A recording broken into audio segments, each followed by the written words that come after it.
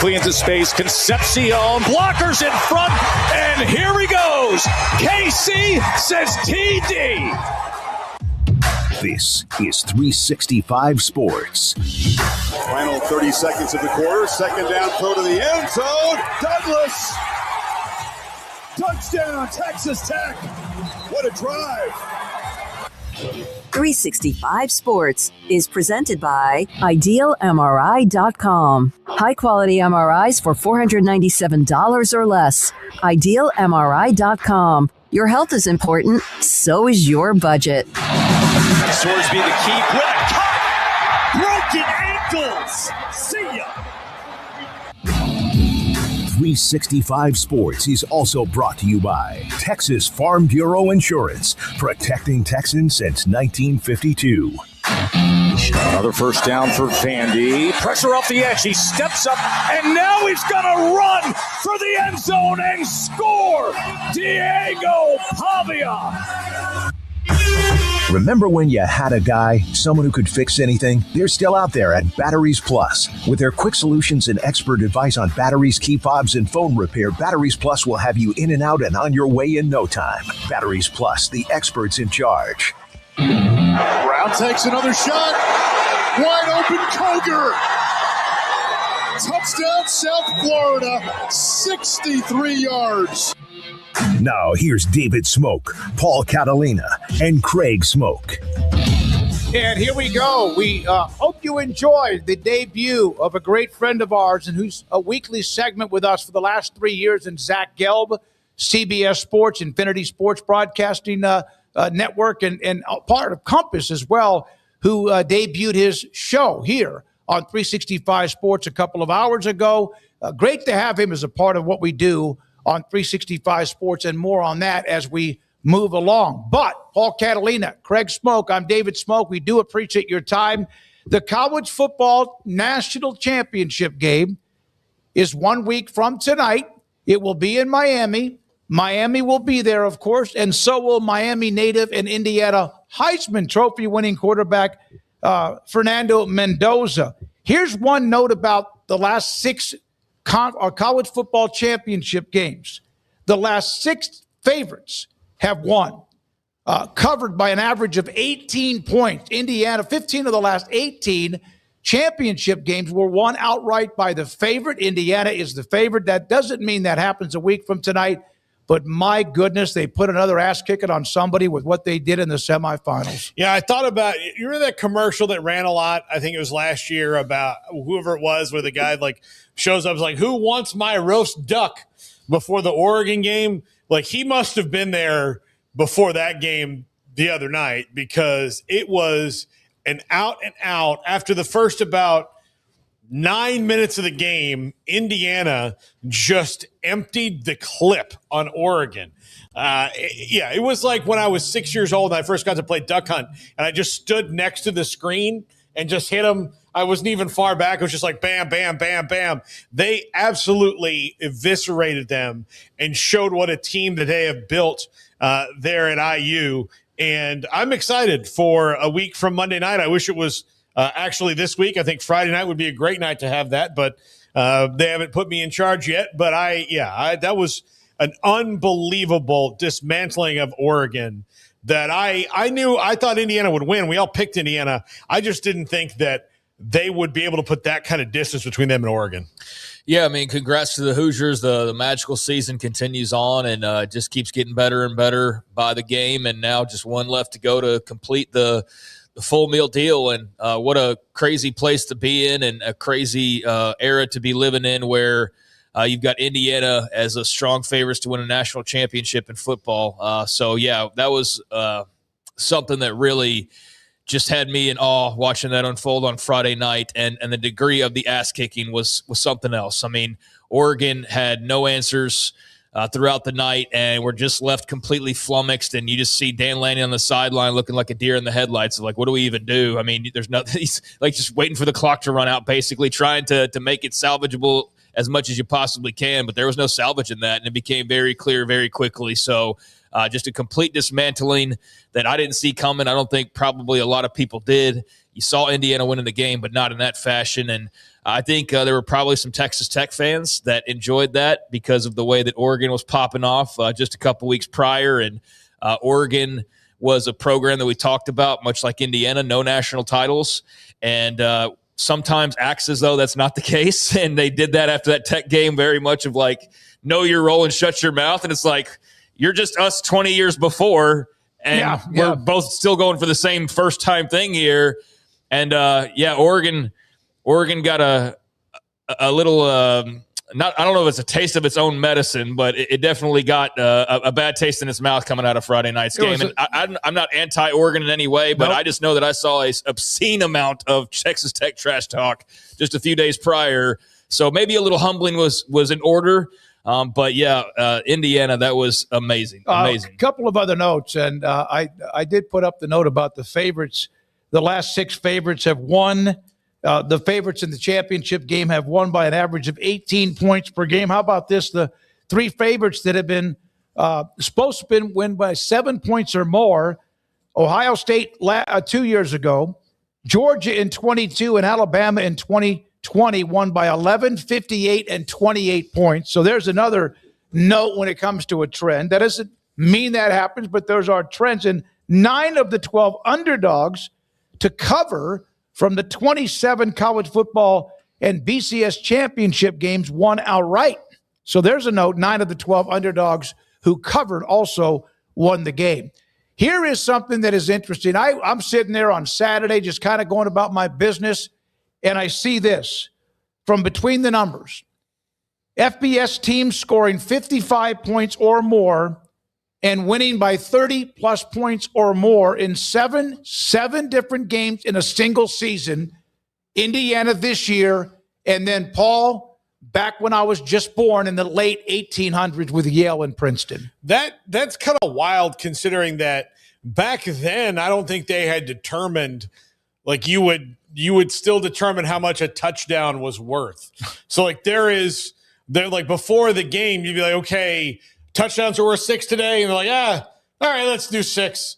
And, and field goals and all that. So for that to happen and that be that long, that's wild. I feel like it should have happened, but, it's a tough thing to do. None of those other teams that we've seen some dominant teams that you're talking about 55 points.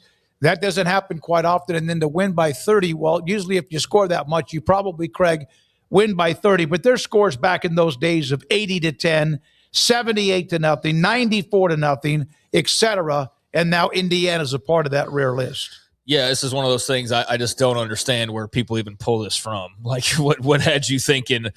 I wonder how many times in the last ever that teams scored 55 points and won by 30 points, and how many times that's happened. So shout out to the statisticians and whatnot out there that come up with these types of things, because it's very specific, but it's very impressive nonetheless. And yeah, they're just a machine. And I saw to the Oregon-Texas Tech thing, I did see an Oregon fan. I was looking at this, like, well, Texas Tech deserved to be humbled. So it just kind of is just a chain it goes. And pretty soon it'll be Indiana that maybe needs to be humbled, quite frankly, with the run that they're on. But yeah, that was just a total domination. And it's impressive. There's people that want to poke holes in the Indiana story now and talk about how old the roster is, or talk about just try to find ways to try to take away from it. And we have seen a trend where Michigan's another recent example. There are older rosters, and that's beneficial to have, but there's nothing against it. There's nothing nefarious about it. It's just the way you construct your roster, and you can go a lot of different directions. And instead of going, well, this should not count the same because it affects me, maybe you should go, man, maybe our team should go after older guys and form a team this way. Like, I don't know. It's worked the last couple of years. So instead of knocking it as though it's somehow not on the up and up, which it very much is, then maybe that's just the way it gets done nowadays, rather than high school football recruiting being your specialty and then developing guys. I think it's become very clear that's not the way any longer. So yeah, I mean, Indiana got a great coach who got a lot of guys to follow him. They have a very old roster, and they got a lot of guys through the transfer portal that helped fill in some spots, and they did a great job of scouting those guys and finding the right fits. And it doesn't mean it's going to work every year, because I think like with a Texas Tech or with an Indiana this year, you can't always guarantee that chemistry is always superb, but they've done an excellent job. And yeah, I was just marveling on Friday night, man. I really was, because it was so lopsided. You're just like, wow. I was just like, wow. I'm just sitting here in awe watching this absolute buzzsaw demolition of the Ducks. And I don't know what it was like to be an Oregon fan on the receiving end of that, but my goodness, I can only imagine how fun it was to be an Indiana fan on Friday night. I don't think there's any like perfect way to build a roster. There's no, like, you can't just, if you follow all these steps along the golden path and don't do anything that's not on the steps, you'll win a national title. But I do think that what teams have started to show is that if you have a nice crop that you can keep intact, that you always have of developing high school recruits, guys who buy in young that you can develop that stay there, and you're going to lose a lot of guys. It's just how it is. Occasionally, some fruit's going to fall off the tree and it's not going to develop, or it's going to go somewhere else. But if you can keep a good core intact, and that's a nice base, and then how you support that base and grow that base is you go in the transfer portal. And the way I look at it is, if I'm going to take, say, 20 transfers, 18 of them better be able to help me, no doubt, when they get on campus. 18. And then I can go to my GM and say, okay, give me the basket of guys that are former 5 and 4 stars that have unbelievable athletic potential, but are in, situations that they're not perfect for them. And then I take 2 of those guys. I take 2 of them and hope it works out. But I'm not going to, if I slant the other direction where I'm just picking from that bucket, then you're probably not going to get much, because you've got teams like Indiana, like Texas Tech, and on who go, all right, I'm not here to wait around for this guy who couldn't play at Alabama. He might get to play here. No, if he can't play, he can't play. I'm going to get guys who have played and produced and have wins under their belt and run. Yeah, now go. There is no magic formula, but what you can do is look what works. And the NFL's always been known about, they steal things that work. What's wrong with that if it's a certain passing game or whatever? And Indiana right now has what is a special flavor. One note about the game we hear about, again, that's where the Hurricanes play in Miami, but Fernando Mendoza, who's been the story, oh my goodness, in college football, look at all these notes about Mendoza and Miami. He's returning to his hometown. Grew up a mile from the Miami campus. Won a state championship at Columbus High School in Miami. The alma mater of Mario Cristobal, whose dad were teammates and Mendoza's dad were teammates in the late 80s. Mendoza's mother played college tennis at Miami. He dreamed of becoming Miami quarterback, but Manny Diaz's staff was hesitant to offer him even a walk-on spot. Considered Miami while in the transfer portal last offseason, but chose Indiana, and he will end his career with either a national championship or a loss right there next to where he grew up in Miami. So there's a lot of connections to the city of Miami. Yeah, I kind of like it, it's kind of weird, because of how recruiting and high school recruiting works. And like, I don't begrudge, like, people are going to look back and say, oh my gosh, how did Mario Cristobal not offer him? Look, if this staff was kind of on the fence about him, then it was Manny Diaz. I said Manny Diaz and Mario Cristobal. Manny Diaz, yeah, you can get mad at Manny Diaz. And then, look, Mario Cristobal might have had a chance to go in there and get him. But I think at that point, Fernando Mendoza had different things in mind. And, it worked out. They got Carson. Like, they're both there. So you can't begrudge it. I can't begrudge Manny Diaz's staff for that. And maybe that's why, he's at Duke now, and they didn't like what he was doing. He was hardly there at Miami at all. So it's hard to say what was going to work and what didn't work at Miami, because they let Manny Diaz go so fast. Well, those are the types of decisions are why Manny Diaz got fired from Miami. Well, he wasn't there very long. No, I know, but I'm saying, like, in hindsight, you didn't offer clearly a Heisman Trophy winning quarterback from your backyard. So those are the kind of things you look back on with the benefit of hindsight, and you go, well, yeah, there's reasons as to why the Manny Diaz situation didn't work out, and why you can't pinpoint that one. You go, like, well, just throw that in the stack of things that Manny Diaz didn't excel at while he was the head coach of the Hurricanes. But, yeah, I mean, it's a great story for a guy to be basically back in his hometown and having the opportunity to accomplish such a massive goal and finish the story, so to speak. I'm sure there wasn't any need for extra motivation, but the fact that it is the Canes and it is his hometown, I mean, it's the Hollywood story with the perfect final chapter. And I think that the Mendoza story is going to be maybe a direct-to-TV movie at some point in time or straight-to-Netflix type of a deal. But, man, you capped this off with the hometown national championship against the hometown school that didn't offer you. And, like, that's – how could you write a better final chapter than that? So we'll see if they're able to complete that story. But, yeah, Mendoza's been a great guy to talk about this year, an easy guy to root for, and he's just an excellent football player. And I don't know how you're anybody watching that game the other night, but particularly Las Vegas Raiders, and not saying that's our first-round draft pick right there. That's our next quarterback, and he's good enough, and he makes the right types of throws and decisions and carries himself in such a way that I don't feel like even the Raiders can screw that up. And I probably should knock on wood for Mendoza's sake, but the same organization that just can't seem to find a quarterback, Mendoza seems like he's a pretty surefire thing and a pretty solid bet there at number 1 overall. He was making some fantastic throws the other night. He's just been really impressive, and I've enjoyed every minute of watching him in a Hoosiers uniform this year. He has more touchdown passes the last 2 games than incompletions. It's really phenomenal. And then there's always Curt Cignetti, who doesn't miss a beat. That doesn't mean he's won every game he's coached, but he's been incredibly successful. We know the story at Indiana. So after the game and the blowout of Oregon, Fernando Mendoza was being asked a question about the focus. And is this kind of a sneak peek into how Cignetti works and even how the players know he always has something that he sees that if in case they're not quite 100% correct? Did not sound like a neutral site game. What impact did the crowd have on you tonight? Yeah, the crowd had a fantastic impact, and shout out to Hoosier Nation for being here. We played at Autzen Stadium, Week 5. I believe I probably had 5 or 6 pre-snap penalties. 7. Oh, 7.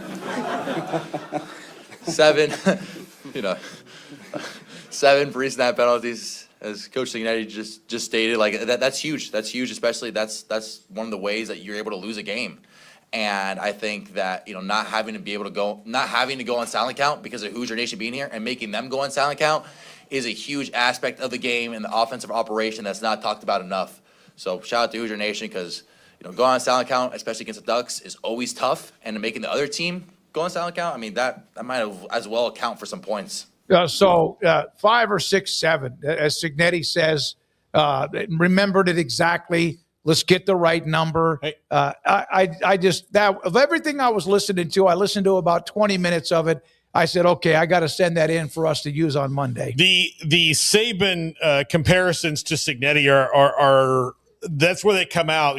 Watching the game on Friday night, they had what was it? It was like an illegal touching penalty or something, where like a lineman didn't get out of the way and it hit him in the back. I can't remember something. It wasn't one of those, but it was a 5-yard penalty, and they immediately cut to Curt Cignetti, and that was the maddest he's very stoic. You can tell his emotions, but he's pretty stoic. But when the official points his hand, this penalty was on Indiana. That's the thing that gets him. And I always think back to a moment in that Johnny Manziel game against Alabama, where Alabama had a shot to get the ball back with a good chunk of time left. A&M was going to punt to them or something like that, and somebody jumped off sides and gave A&M a first down. And I thought Nick Saban was going to sack or throw that guy at a volcano. And that kind of is how Curt Cignetti is when you commit a penalty. Yeah, it just was subtle and yet very direct that I thought got the message across. You see that almost precision in how he looks at things that go on during the game. Well, I mean, that crowd pop when they ran back that pick 6 to start the game was one of the loudest pops I've heard watching any college football game, not only this year, but any sporting event really, and any event of any kind. I think that's one of the loudest pops I've heard watching anything in a really long time, and it wasn't that I had my volume up more than normal. It was just that place absolutely exploded when they got that interception and run back to pop open the scoring and just take control right out of the gates. So that was a hole that Oregon didn't want to dig, and they kind of got themselves out of it a little bit briefly. But, I mean, man, that was so loud. And something like the type of thing you go back and watch over and over again, just a night when you're bored scrolling through and just watch it like 20 times and keep the volume up as high as you can. That's a pop for the ages. And I think that was just surprisingly, to me at least, 99% Indiana red in the stands from every angle that I was watching. There were times they showed Oregon fans, but man, it sure felt like that was an Indiana home game for the most part. They came out in droves, and I can only imagine what the national championship game will be like. That'll be an incredible scene with Miami fans not having to travel far in some cases, but Indiana's traveling really well, and I think you see that I don't know about a sleeping giant, but the numbers that maybe we weren't all that aware of. We didn't realize how big Indiana was, how big the fan base was, how electric they are when it comes to football. We're seeing it in full force this year. We're seeing how they travel and how they support. And, yeah, I was just blown away by the sea of red the other night and by that pick six, because that was just an incredible sequence to start off that game and just an awesome reaction from that crowd. I thought it was Stuart Mandel that mentioned that he did not realize that Indiana University has the largest living alums in the country with over 800,000. Penn State's in that number too. Maybe not have thought that. They are absolutely everywhere. If they win a week from tonight, a lot of things between now and then. When was the last time that somebody won the national championship and it was their first ever, because Miami has 5, it was their first ever national title? You guys, I know that's like trying to. What's the question again? When was the last time that a college football team won the national championship and it was their first ever national title? Would it have been Florida? Yep. When they won their first one? 96, Florida. Yeah. When the Gators won the national title in 1996. Indiana has never won it. Of course, I mentioned Miami's won it 5 different times. Florida was Spurrier, after getting bludgeoned in 95 by Nebraska, the next year won the national title, and that was their first. And so we've seen this for nearly 30 years, people winning national titles, and it was multiple different times along the way. Well, not guaranteed to happen. It's not guaranteed to happen. No. So Miami can very well win their first since 2001, and that streak continues on. But there is something refreshing about that. And I think there's plenty of reasons to complain about the playoff. We see the Big Ten's already – now the Big Ten's getting greedy. I'm not sure if you've seen the latest reporting. Yeah, you know what I did? I looked at it when not today. Yeah, I don't want to deal with it today. Yeah. But, yeah, let's go to 24 teams. That sounds brilliant and not at all like something that could backfire. But – hey, I partially don't blame them given the last 3 years and the potential to win a third straight title.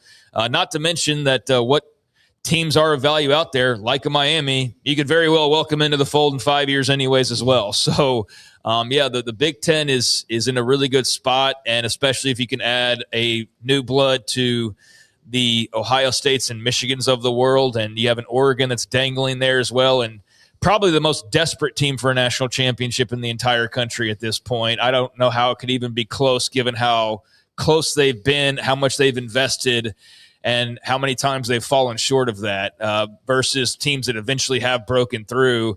I would think Oregon has got to be the leader and thirstiest for a national title. But, man, Indiana's got a thirst to quench themselves now, even though it hasn't been a long wandering walk through the desert. It's just been sort of like, oh, we're here. Okay, cool. Oh, wow, this is awesome. And let's go win this thing. And they very well may. It's not an oasis. It's real. Yeah, I mean, Oregon's like parched. The skin's falling off and everything. Indiana's just showing up. They got like slight tan. And they're just like, oh, look at that. There's a vending machine over here. Yeah. But, I think that to have a new national champion, especially one so unlikely, like if Oregon won one, it's not surprising because they've been knocking on the door for 20 years, right? Right. If a team, I don't know who another good example would be that's been that close, but for it to be a new team. Because all of them except Oregon, Oregon, they've all won, yeah. They've all eventually knocked down the wall. Yeah, Texas Tech's not somebody that's been waiting long enough nearly. A&M has a title, although if you were saying like the droughts, then A&M would be near the top of the list as well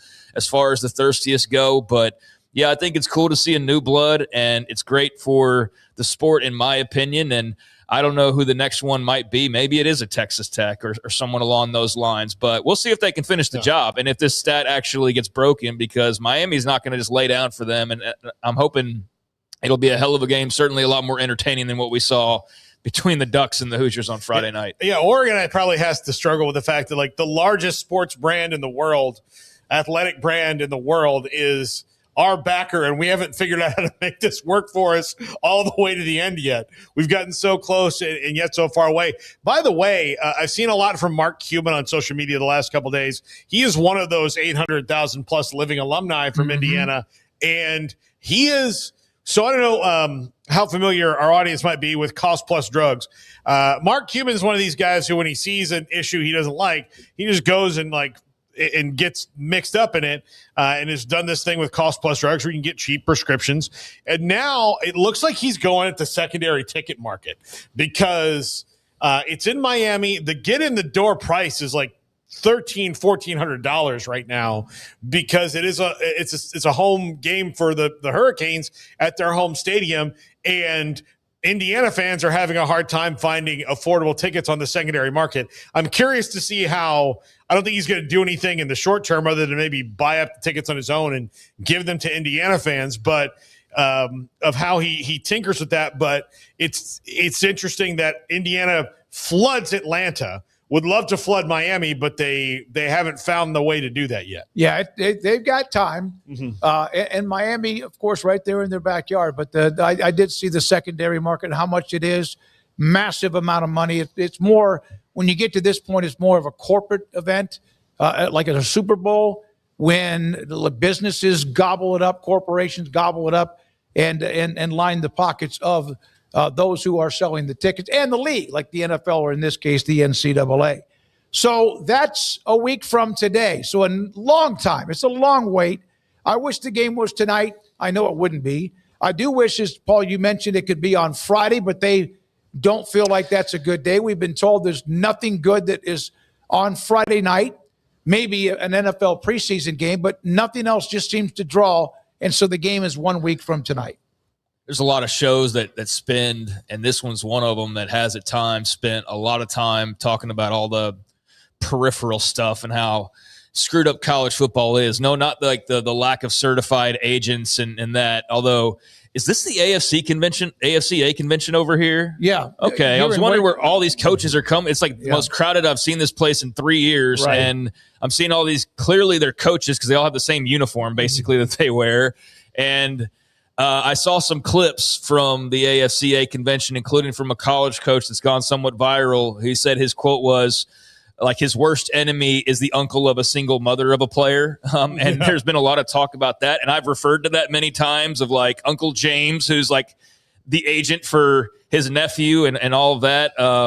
There's a lot of things like that have been ongoing. And of course the calendar and just the lack of rules, and you've been beaten to death with all of these narratives, and we've talked about it ad nauseum among others. But there are some things that just make too much sense that it's just stupid. They don't do it certain ways, and I push back on the Rose Bowl automatically should be the national title game, but I can give into that for the sake of accepting some other things. One thing I really cannot get behind is the Monday Night National Championship game. I just think it sucks, and I understand that it's all surprise, the call of the TV networks, like everything else, realignment and so many other things in this sport. But I just hate that. Like a Saturday night game at the Rose Bowl, which, we'd have to do our sunsets. Like, see, that's where the Rose Bowl loses me. It's like, we'll do it, but we have to do it at a certain time. So anyways, like, that just makes too much sense. And there was who's the comedian that was on Saturday Night Live, and he's the most popular guy in the world right now, but he had the skit of the American Revolution skit. Nate Bargatze. Is the Nate Bargatze. I've seen that become almost like a meme. It's like, it's a sport that's played on Saturdays. So your national championship game's on Saturday? No, it'll be on Monday night. It's Why? Like, nobody knows. Nobody knows. Like, that's how college football does feel. And I felt like whoever came up with that just hit that nail right on the head. But yeah, I would love, in the midst of all these changes, to put it on a Friday or Saturday night where we can enjoy it. and have it at a location, maybe like the Rose Bowl. That's like the ultimate end destination. But yeah, this Monday night thing's for the birds, man. I hate it. The convention here is the Texas High School Baseball Convention for the next 3 days. The AFCA convention is in Charlotte, North Carolina, the next couple of days. Well, that's just coincidental timing then, because there's a boatload of coaches around here. Yeah. By the way, if you want a beer at any bar in a downtown area after 5 p.m. tonight, don't. No. Yeah, no, right, that's bring a Yeti. Yeah, that's how it is. But I'm glad we had to talk about this today because, Craig, one of the things that you talked about in Off the Radar last week was how amazing the ratings have been overall for the college football playoffs for bowl games. And a lot of that I understand is holidays and you kind of have more of a captive audience. But I think this whole it's better on Monday night, it's better like because this is where it classically is based on old TV math. I think when you put the big live sports on, the audiences will go find them. And if you put it on Friday night, because the NFL has you blocked on Saturday because of the playoffs, if you put it on Friday night and don't postpone it, I think you're going to get a better number.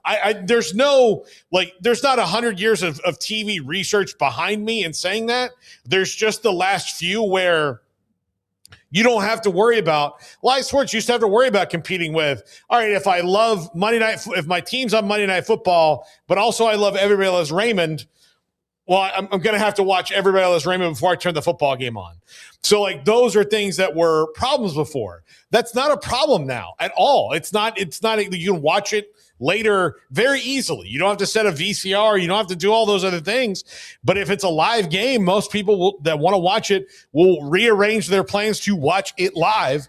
And I think that's an important thing. So I think if you just look at the last decade of how live sports have changed things, put it on Friday night, you'll get a big number and everybody will be happy. Or you put it on New Year's Day at the Rose Bowl, and that's the thing every year. That would be the pinnacle. That's the day that you own anyways. Yeah. Like that's the one day that's basically all to your lonesome since NFL has Christmas and all the weekends past Christmas. And so, I'm all for, while we're tweaking things, let's make it feel extra special. Let's keep it somewhat uniform.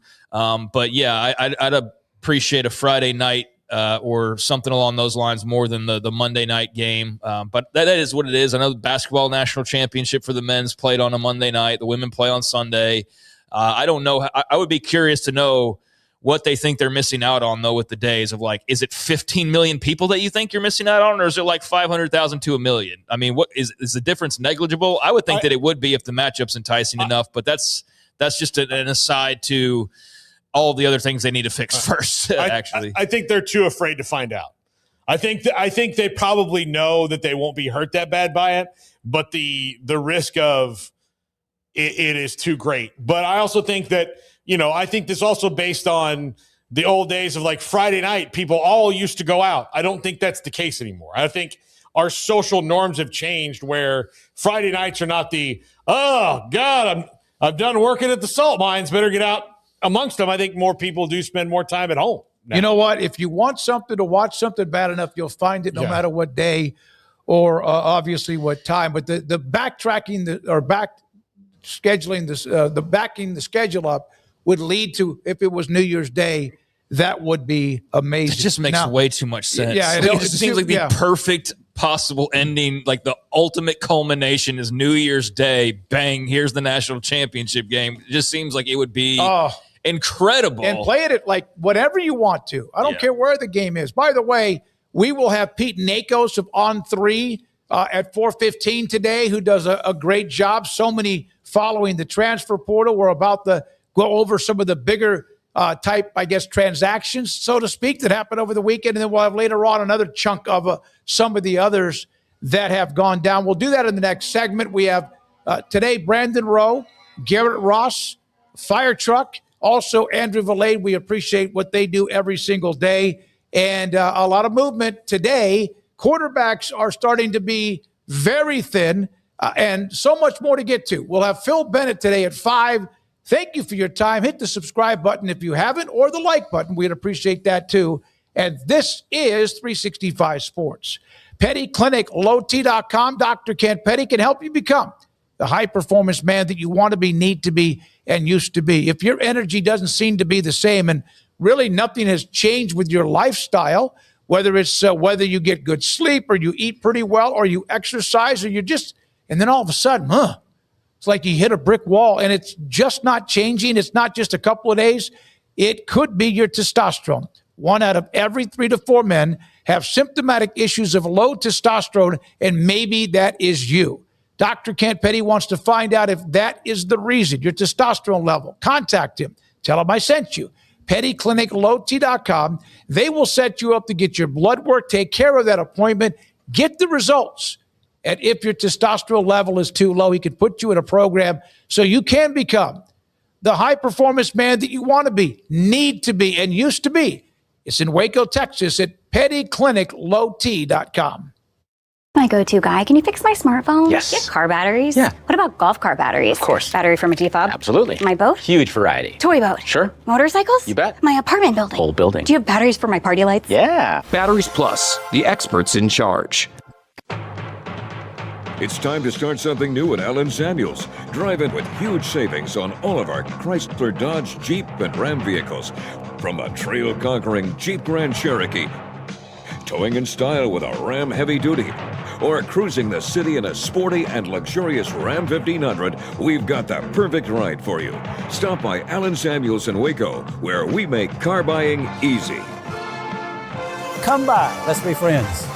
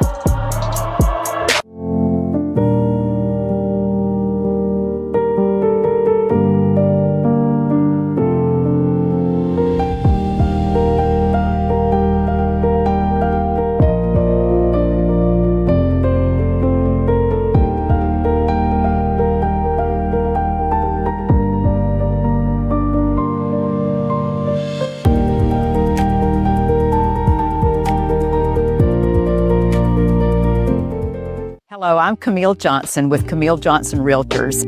We specialize in selling residential real estate agent all across our community, and we love serving all types of families. We have been in business at Camille Johnson Realtors for almost 9 years, and I have been a residential real estate agent for almost 40 years. And we love our partnership with 365. So thank you for partnering with me, and thank you so much to all of my clients who have made our company a success.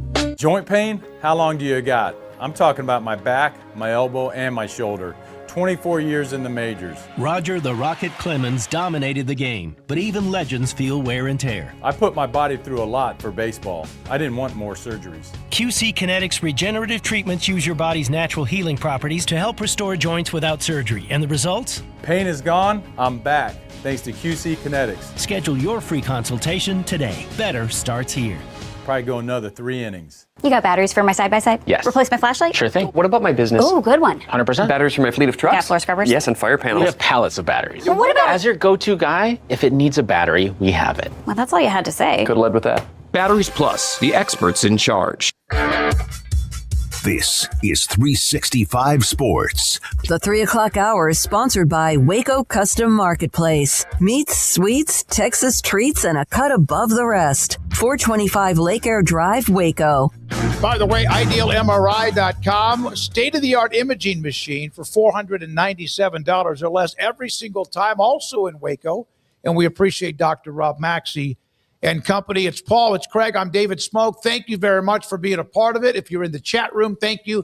And if you're watching or however you're digesting us, we appreciate you being a part of those options. So, a lot of things happened in the last few days. Some teams that fan bases were kind of grumpy, some that were wondering. Here we go. Lane Kiffin finds his quarterback, although we got another one too. But Sam Levitt, after you're like, eventually, is he ever going to end up with somebody? He was. He has going to be a part of LSU and a part of Lane Kiffin. And so the Arizona State transfer finds a home. Well, Tennessee's still pushing here. They're still pushing until the ink is dry, but we'll see what happens. I think he's probably going to LSU. So this is an interesting match that, there's been a lot of criticism about how Sam Levitt and his brother/agent have handled this process. And there was a lot of criticism of how Lane Kiffin handled his process. So maybe it's a match made in heaven. He is one of the most talented players in the entire portal. Best quarterback by a lot of services. It depends on your opinion, but he's won a conference title. He's a really good player. He's probably going to be a first-round draft pick. So LSU gets a really good player. Yeah, it's a great win for LSU, provided that it remains a win. As you mentioned, reporting out there that Tennessee is making a late push for a final offer, and how much of that is just more negotiations publicly, how much of that is Levitt and his brother, his agent, playing the game to drive up the price even further, which how could they drive it up even further than what they've done like the last 3 weeks? Basically, they've visited way more places than we thought they would and taken a lot longer than we ever anticipated this taking. But I'm sure that the money figures have just been going up and up and up by the day that he's remained uncommitted. So they've played this well and are going to end up at the spot that a lot of people thought they'd end up to begin with. Just probably with a lot more bills in the wallet. And I think it's a great get just on the surface. Kiffin, we know, is fantastic when it comes to the quarterback position, his evaluations, his coaching, and you get a terrific talent like Sam Levitt, partially brought up by Kenny Dillingham, and he's going to have a lot of further great coaching at the college level to improve his game. And Kiffin's got a guy who's a proven thing that, as you mentioned, was arguably the top quarterback in the portal to begin with. So for all of the hand-wringing and for all of the concern and the stress, I'm sure, for LSU fans, they watched domino after domino fall. Now they got their guy that you kind of hoped for from the very get-go. So, yeah, I think it worked out as well as it could for LSU, provided he doesn't have some last-minute trip to Knoxville again to just continue to drag this out. But I think this will pretty easily qualify for perhaps most hated team in the country next year. Just based on Kiffin alone and the Ole Miss situation, I think he's probably gains a lot of new fans, especially in Louisiana, but has a lot of detractors, more than probably ever before. And I don't think Sam Levitt's necessarily the most popular guy either in some ways. So I think this will be a team that people are watching next year hoping to lose, like the Cowboys or someone along those lines, where you're invested and you're interested because of the star power and the fact that they'll probably be pretty damn good, but they're also going to, I think, be the top of the list of the teams that you're watching. You're hate watching. You're watching to see them lose. Yeah, and the fact that Ole Miss, man, that was such a tough way to go. But what a great run. And now those coaches who helped them out now have been going back and forth for Baton Rouge. DJ Lagway took his trip to Oxford, Mississippi. As of before we started this show, he has not yet signed with Baylor, but there was a lot of like, oh my God, why is he taking the trip to Oxford? Robert Griffin III gave us a great update on that Friday.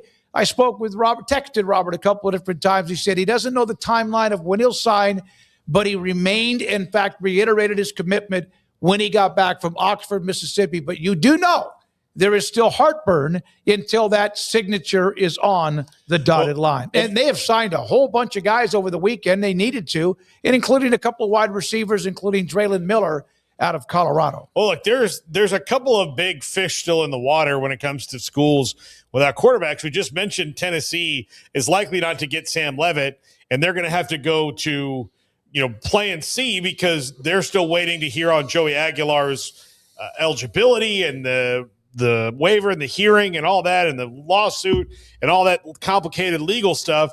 Well, Miami's still out there too.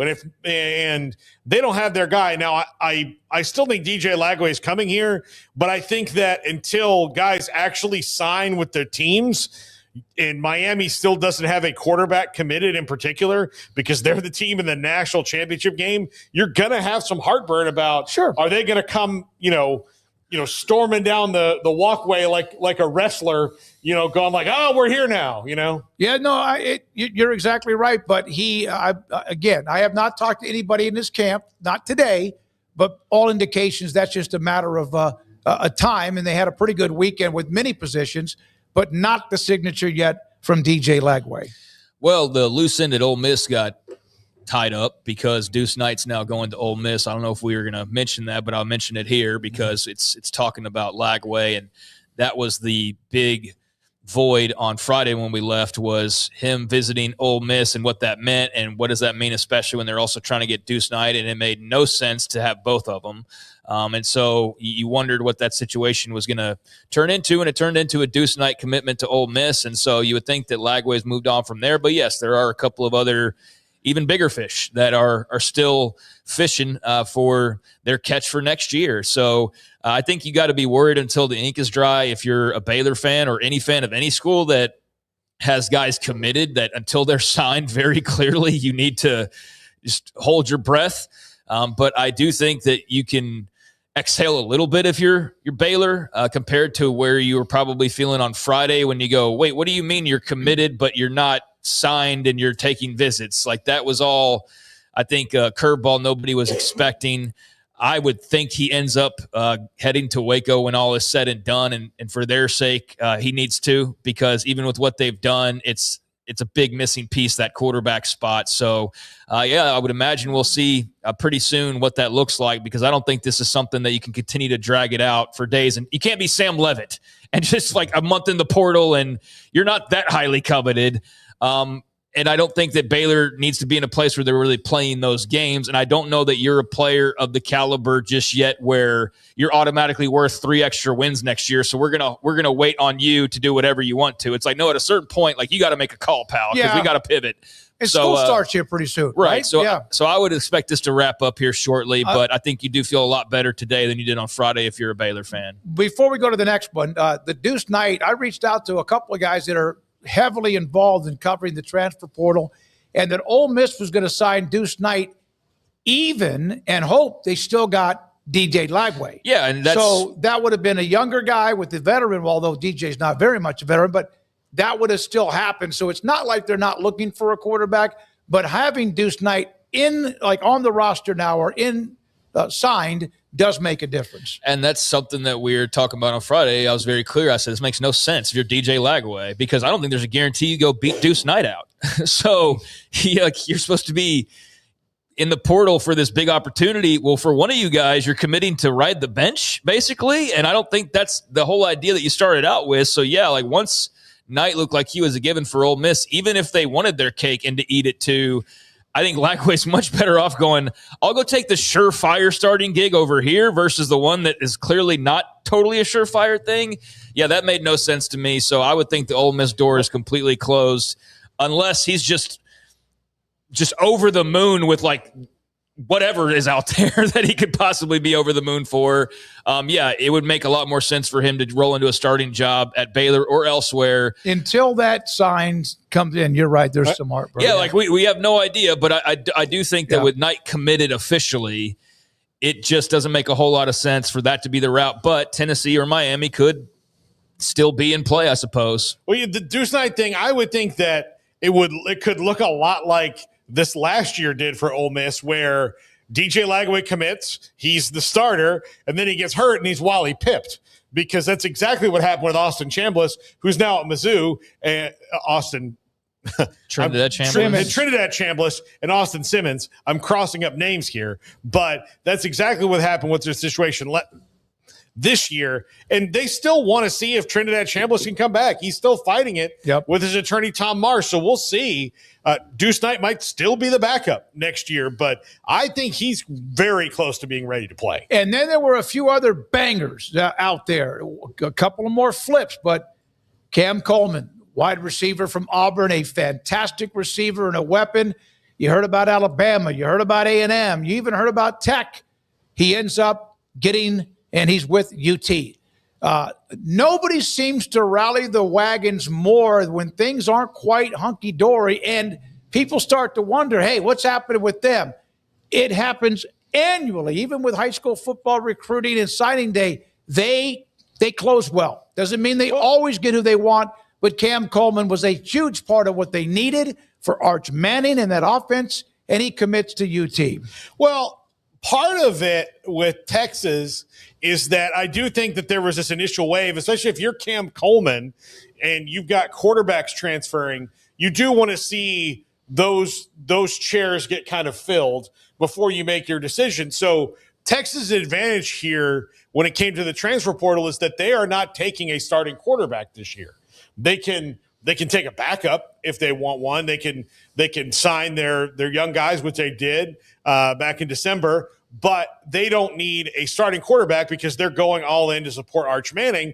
So Cam Coleman's going to go, and he's going to look at A&M and Texas and Bama and Texas Tech and decide which quarterback he wants to play for, which coach he wants to play for. He picked Texas, and that's how they had that advantage that I think that a lot of their fans were getting nervous about, because I think that they thought that, like, okay, well, as soon as we call this guy, he'll come. Like, no, there's other people with money too. Now, you guys are spending a lot of it, but they're going to go take their visits. Cam Coleman took all his, and now he's going to be catching passes across from Ryan Wingo from Arch Manning. Yeah, I don't know about all like the big picture Texas closing and all that. I mean, they do typically seem to do that. I think they are a program that's obviously very desirable. They got a great head coach and a really fun town and just a lot of history and everything like that. So I think teams like them typically are going to always do well, even if things don't look like they're going all that well, maybe at the very beginning. So, yeah, you got to wait for the end of the story, but it was fun for some people to dunk on them initially when they had so many people going out the door, and some of their own faithful and homers were panicking a little bit. It was fun to sort of jab at them, but you knew that there were still a lot more dominoes to drop, including Cam Coleman, and they never seemed to waver too much in their confidence that I saw that he wouldn't end up a Longhorn in the long run. And I know that A&M had feelings that they were in a really strong position, and Texas Tech fans, at least a slice of them, seemed incredibly sure that they were going to get Cam Coleman.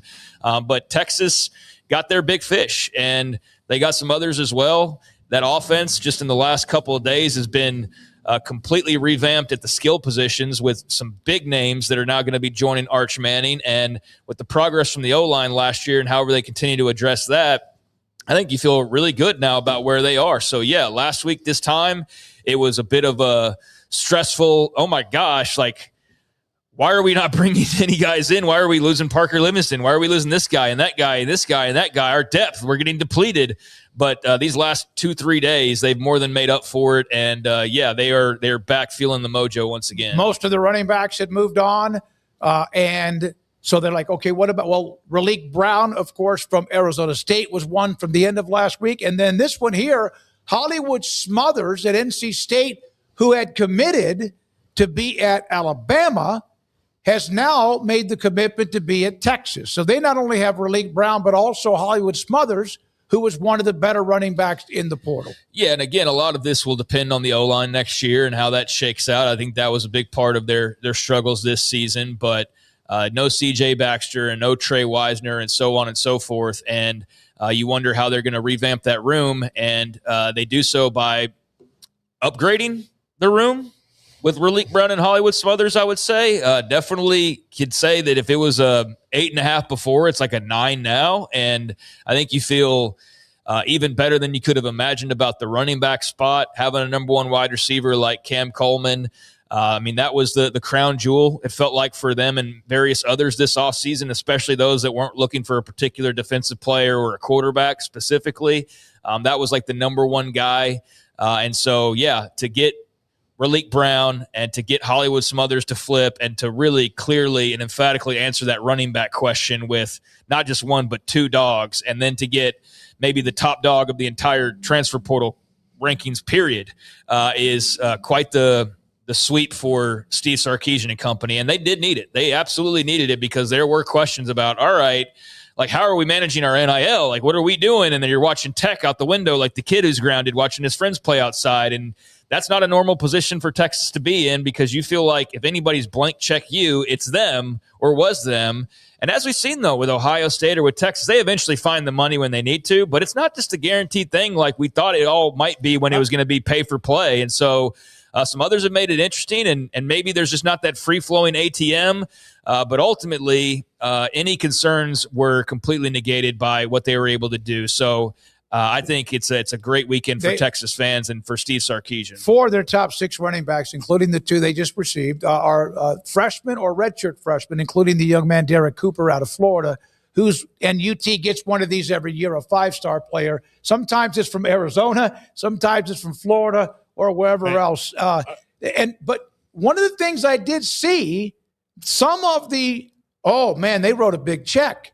And then you see the response. No, he wants to come play for Arch, or we have this particular department, whatever. They wrote a big ass check. What does it matter? And Cam Coleman and Smothers are headed to Texas along with a few others as well. Why are there college football fans that refuse to just say what it is sometimes? And no, I'm sure he did love Austin, and I'm sure he does want to play with Arch. I'm sure all of those things are true, but it's just turning into complete nonsense when I've seen Texas fans or Texas Tech or BYU or anybody who's like gotten headlines for spending money, Texas A&M over the years, Miami. Tech this last year, yeah. I already mentioned them. Okay. Yeah, like all of those schools and various others as well. But it's just, it's weird, and especially when you're like simultaneously bragging and you've got memes about how much money your booster has and how he's a billionaire, or you have a row of billionaires or whatever, and then the moment goes, oh, well, you paid for that guy. Well, what do you mean? It's like you just posted the meme of Cody Campbell with the laser eyes and like the money spilling out the oil well, or from Phil Knight, or from Michael Dell or whoever. I don't know why college fans are like so touchy about it. It's weird. Texas fan and there's been a little bit of that sensitivity. It's UT though. If they get a guy, and this is over years and years.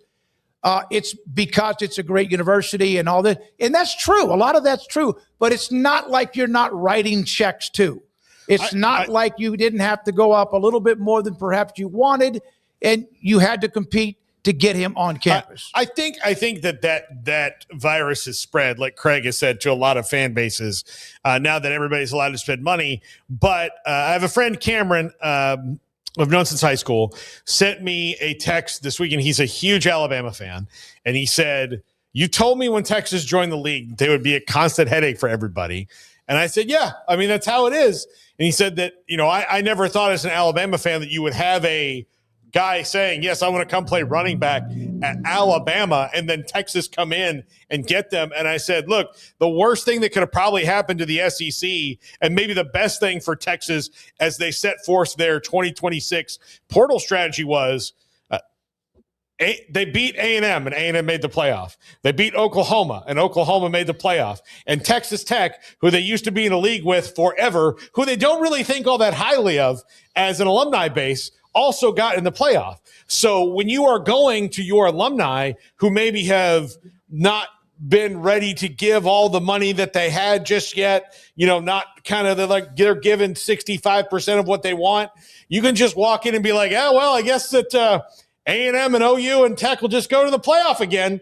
And then those old guys, that, especially the ones that go back to the Southwest Conference that were constantly in a dong measuring contest about the players they could buy, they're going to be like, oh, hell no. We're not living in a world where the three of them go and we don't. What do we have to do? And then you get that a little bit extra money. Yeah, the egos. And then that's how you see Cam Coleman and Riley Brown and Rasheem Biles and all these guys commit in 2 days. And others. And remember, the portal does close at the end of the week. So that is something. That doesn't mean you can't go play somewhere else. But as far as entering the portal, closes by the end of the week. Yeah, and I'm not speaking specifically to Texas. I think I've tried to make that clear. It's a national thing that I've noticed with insert any fan base who gets some recruits and gets excited about it, and then when somebody mentions money, they get ultra sensitive about it, even though they've also simultaneously bragged about the money in between, after, during, what have you. I guess it's just to answer my own question here, I guess it's just not feeling like we're totally on the other side of the old ways, and so you still feel almost protective. And also, I think too, it's this mirage in people's heads where they want it to be what it was, and it's like guys only came here just because they loved the coaching staff or just because they loved Ames, Iowa, and they wanted to be a Cyclone. It wasn't because of anything other than that, and I wish it were that way still to some degree, even though it wasn't always necessarily that way. Even in the 90s or the early 2000s or whatever, there was still paper envelopes and lockers and $100 handshakes and all of that.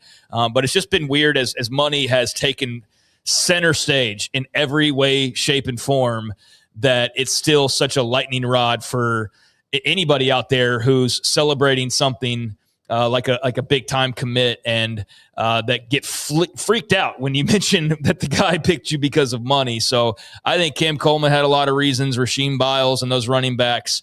But for any concerns that Texas fans had that maybe they weren't spending the money, clearly they were this past weekend, because it did aid to some degree in the full scoop of the guys that they got. And I think that you are feeling dramatically different today than you were feeling Friday about Texas heading into next year and Sark and how he's managed the portal and all those things. I told Paxton, a huge UT fan, he and I talked midweek last week. I said, you're gonna be okay, buddy. And sure enough, they are. A&M then wanted Cam Coleman. Everyone would want Cam Coleman. They didn't get him, but they got Isaiah Horton, a big playmaker, wide receiver, probably the best one they had, not even Williams, but he has committed to play at Texas A&M, and they needed another wide receiver. They got a pretty good wide receiver group and room, but Isaiah Horton, they had lose on Coleman. They get Isaiah Horton from Alabama. Yeah, this is a bit of a difference than KC Concepcion. KC Concepcion and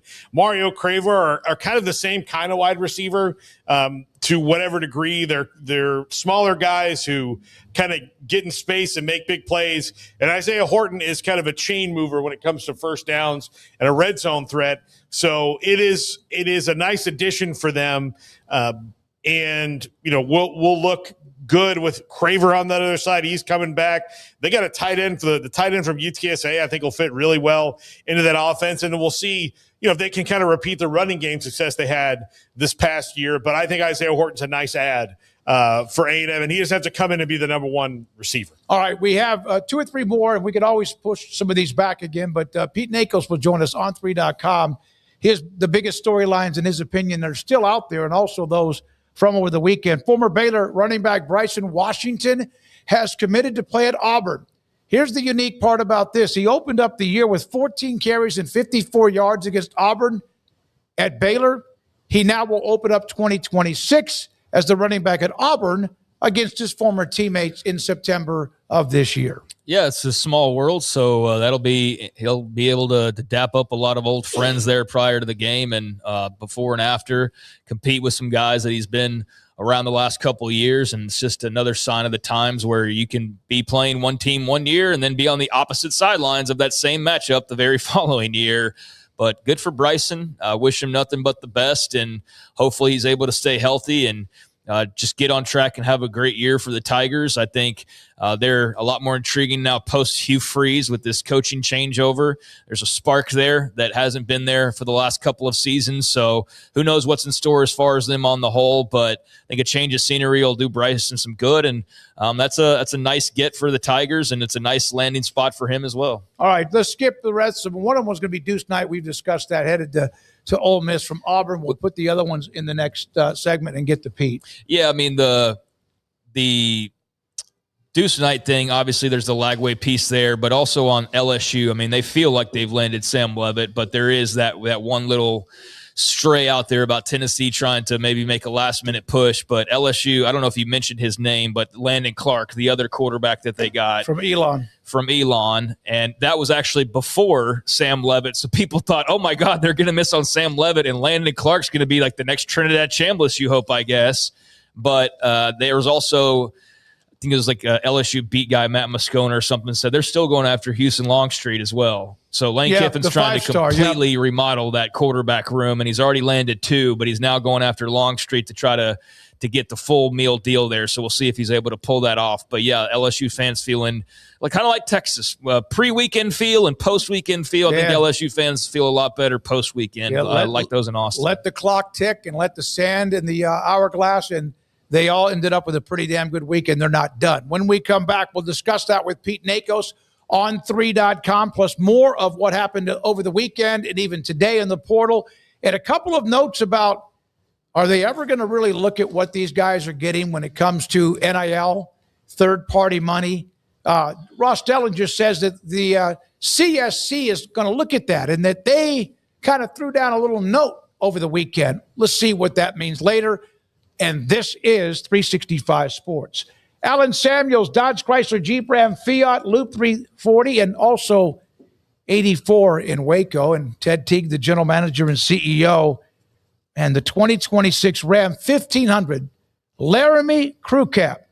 $12,000 available off MSRP, or choose 0% financing plus $7,500 off. You can do all of that. Mix and match. Talk to whoever shows you the car, and you also test drive it, and they'll discuss more of that with you. And, of course, constantly award-winning the Ram truck. How about this? The 2025 Jeep Wrangler Sahara with massive $9,000 off. Grab Battle Ready 2025, the Jeep Gladiator Rubicon, $12,000 off MSRP. These incentives and more are about to completely end. And the first of the year, of course, has started. They'll have new incentives and new discounts and new this and that.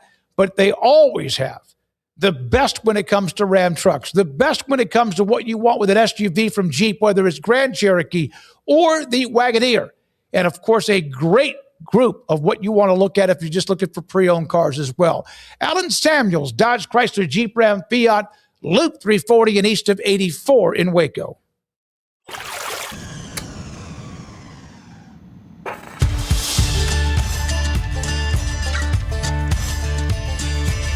Bold are the adventurous. Determined are the leaders. Faithful are the healers. At Baylor, you'll find your calling, your people, and your purpose. Dare to be you, indeed. With over 25 years of excellence in IT, Carrion Solutions is your trusted technology partner. From managed IT services to cutting-edge cybersecurity, our expert team delivers tailored solutions that drive success. Our portfolio includes products such as Veeam, Bitdefender, Microsoft, Cisco, and Fortinet. Call David Carrion and his team of experts. Call 888-522-2221 or visit us at carrionsolutions.com. At BK Ford, we step onto the field every day for our customers. Here, legends are born and glory is earned. The spirit of competition unites us all as we stand as one. It's more than a truck, it's a passion. Get ready for the thrill, the triumphs, and the unforgettable moments that only BK Ford can deliver. Are you ready to experience better? BK Ford.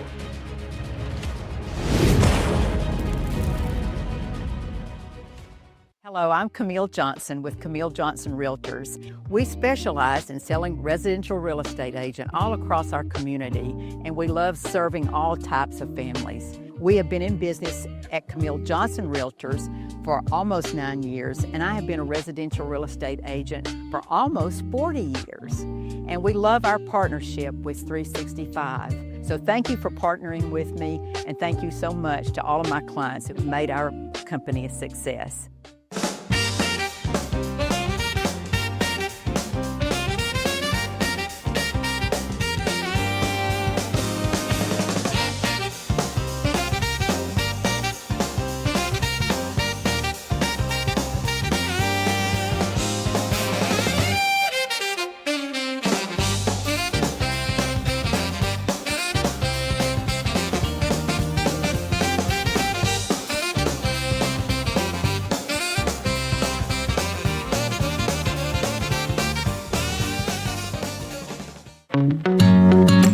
Established in 2007 and independently owned, Alliance Bank Central Texas is committed to helping families and businesses meet their financial goals. From their tellers to their board of directors, they know the importance of superior service and competitive products. Customers have confidence knowing that their financial needs are in good hands. It's your bank, Alliance Bank Central Texas, with 2 Waco locations, 4721 Bosque Boulevard and 191 Archway Drive on Highway 84, and at alliancebanktexas.com. Member FDIC and equal housing lender.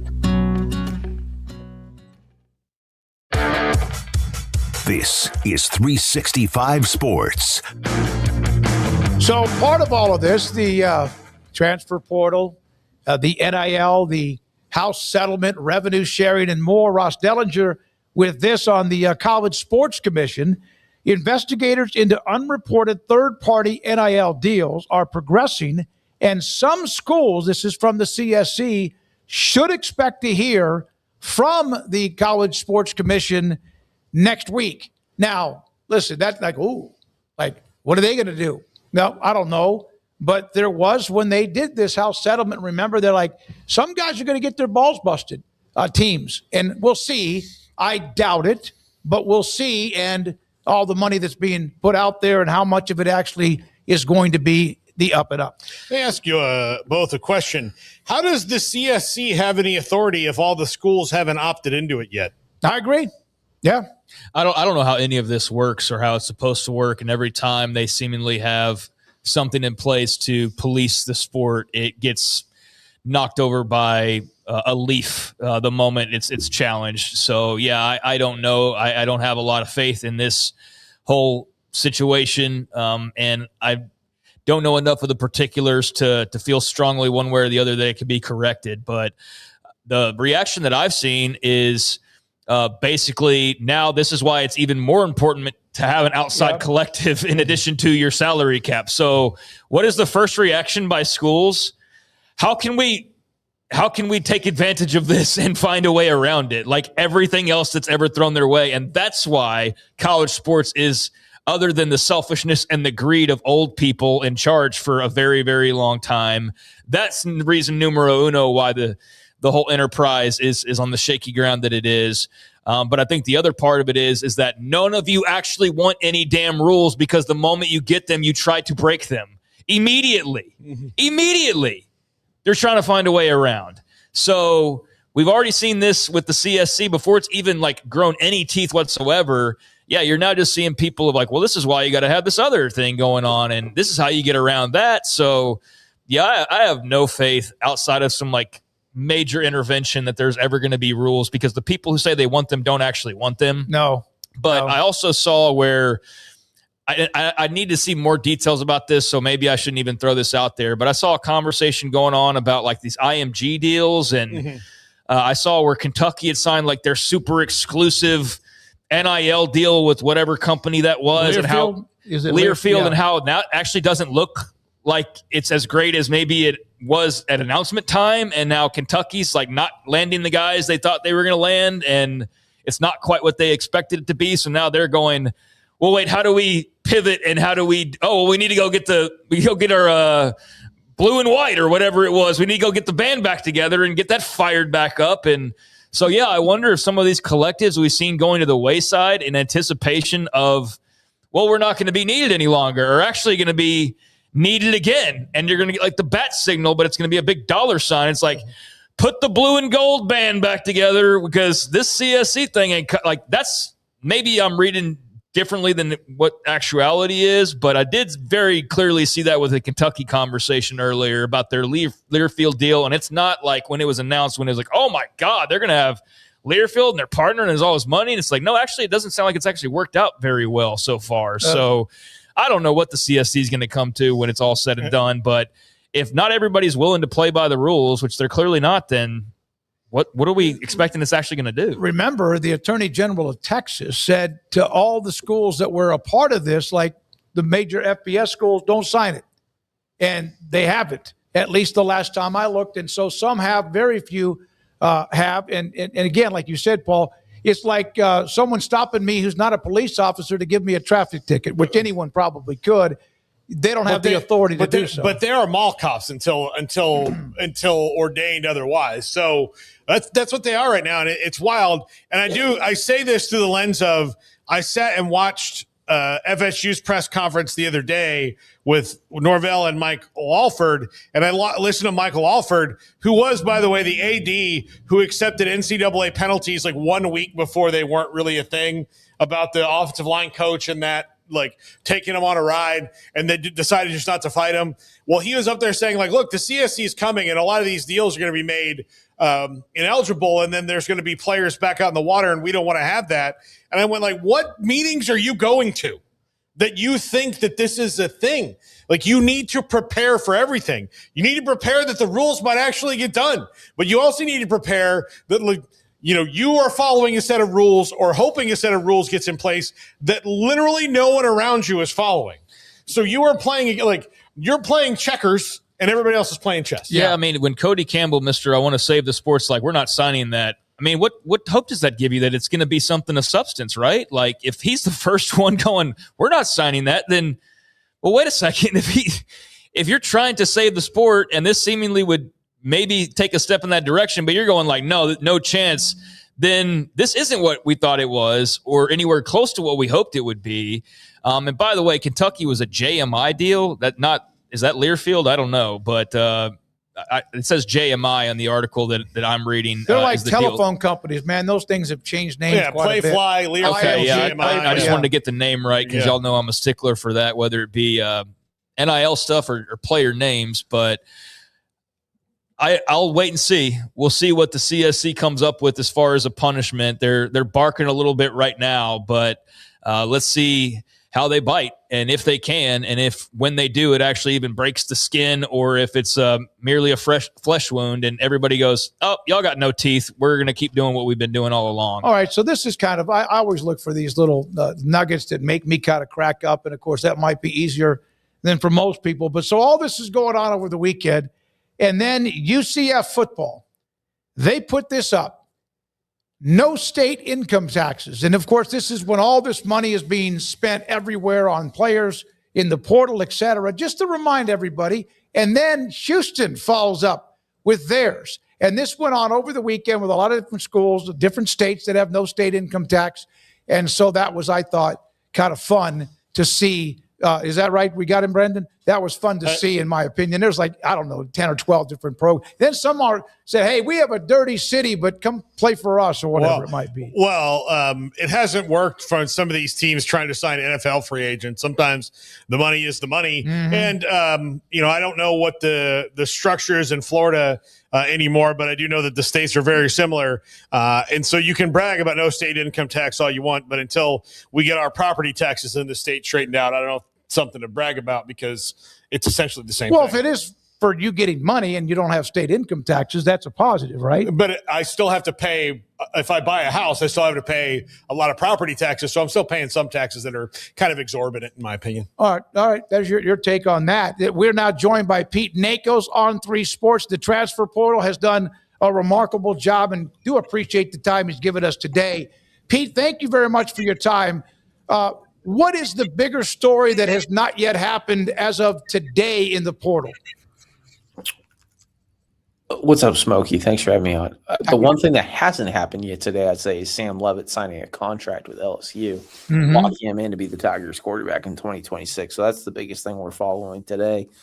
I guess the biggest thing that we're going to follow the next, 72, 96 hours, what have you, when this portal finishes out is, do any of these, like senior draft eligible quarterbacks, who we all assume are going in the draft, do they either A, announce they're coming back to school, or B, if they have already announced for the draft, are they going to announce that they're also going to test the transfer portal? So, Pete, what does Miami do if the quarterback dominoes continue to kind of move without them being involved in a lot of these things? Yeah, Miami's got a plan. I don't know if I know what Miami's plan is, but I'm confident that Miami has some sort of a plan in place. And, Tennessee's obviously still alive for Sam Leavitt as of this afternoon. By no means am I predicting a flip, but I do think that there has been – I know that there has been dialogue between Leavitt's camp and Tennessee, so that's where we're at there. Miami's definitely, on the outside looking in. They're not going to be a factor in that one moving forward. So I think you have to look, there's plenty of guys out there, Ty Simpson included, who got offered, well over $6 million to maybe test out the portal. There's guys like that who are definitely going to have some really big decisions to make here in the next 3 to 4 days.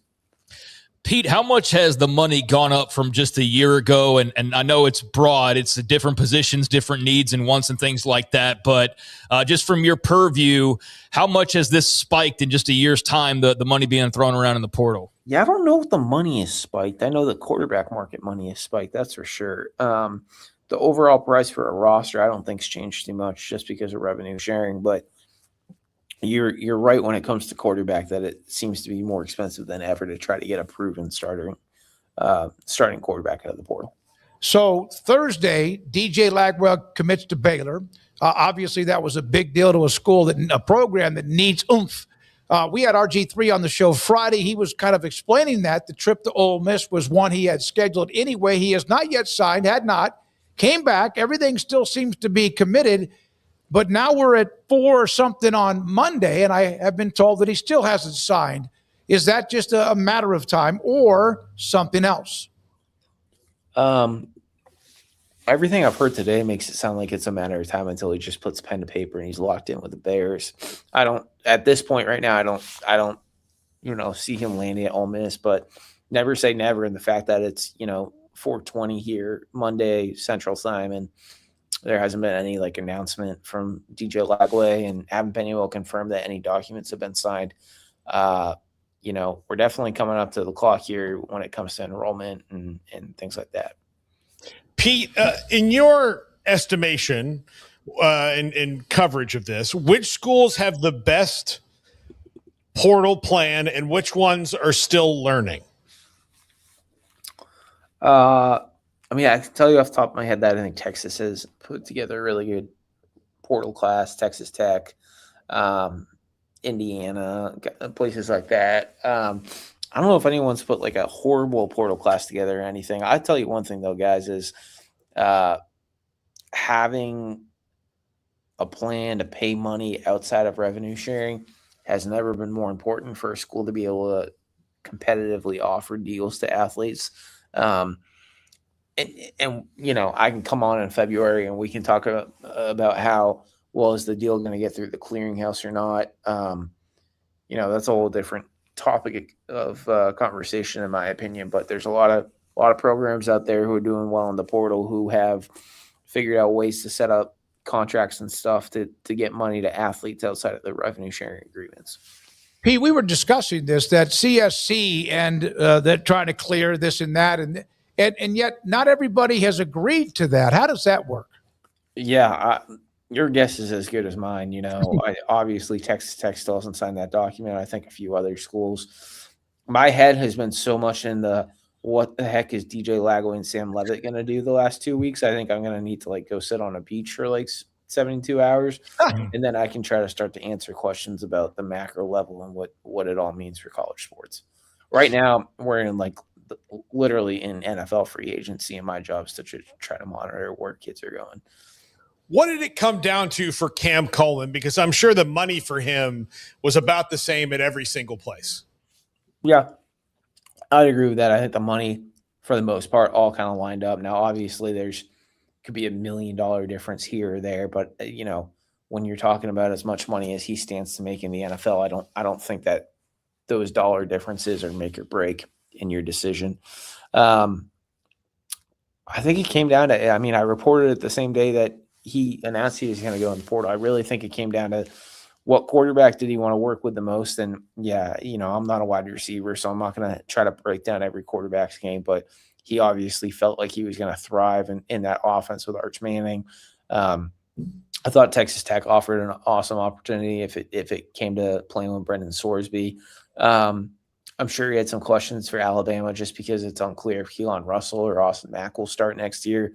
And then, I thought A&M offered a good shot too. But, A&M, I think kudos to A&M on this. I think it kind of went under the radar. I think they entered the final full weekend, if you will, of the portal and said, listen, would it be great if we got Cam Coleman? Yes. Do we think we have a good shot? Yes. But if we know someone else is in the portal and we're confident we can shut that down and still get a high-end wide receiver, we should just go do it. So then we're not in a rush here, today to go get a wide out. And they did that with Isaiah Horton. Pete, A&M, the top transfer portal class, according to your site on 3, Tech, Louisville, Indiana, Va-Tech rounds out the top 5, and then various others. Do you kind of anticipate now with a lot of the biggest moves having been made, that's kind of the hierarchy, or is it still sort of all over the place on how the dust will settle near the top with the best classes? I would think that's how it will shuffle out, but I'll be honest with you guys, the spring transfer portal is non-existent, and we still got another 4 days of this. I'm expecting some fireworks at the end. Plus, you're going to have another 5 days for Indiana and Miami players to go in the portal if they want after the national title game. I find it hard to believe we're not in for another handful of surprises. Yeah, we kind of hope so, but at the same time, you can't wait for this thing to.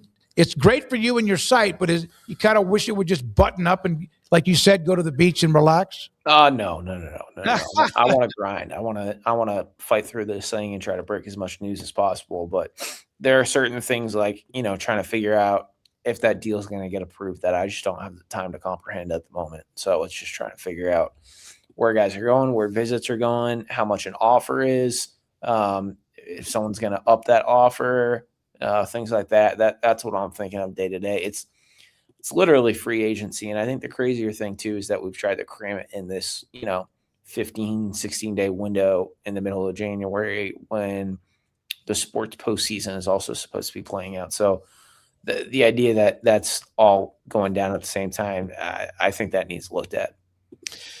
How many visits did Dylan Raiola take? Was it just Oregon? Just one. Just went to Oregon over the weekend and shut it down. Pete, one more thing from me. Should Alabama fans be concerned about where they are when it comes to what they need and what they can do? I think let's see how Kalen DeBoer and Alabama finish this thing out. I think might be a little premature to start just taking shots at what Bama might look like in 2026. I say let's get through the end of it this week, the next 2 weeks, and then we can come up for air. And if people want to make criticize and things like that, then I think we'll have a better comprehensive view of it all by then. Do you have, and you don't have to mention the name of the player, the school, where he was from? Is there one favorite story that you can kind of describe without having to use the name or the player? In terms of where they ended up committing? Yeah, just something about the roundabout way or whatever that might be one of the more unique signings, NIL and transfer portal. Man, you're making me think hard. Let's think about this.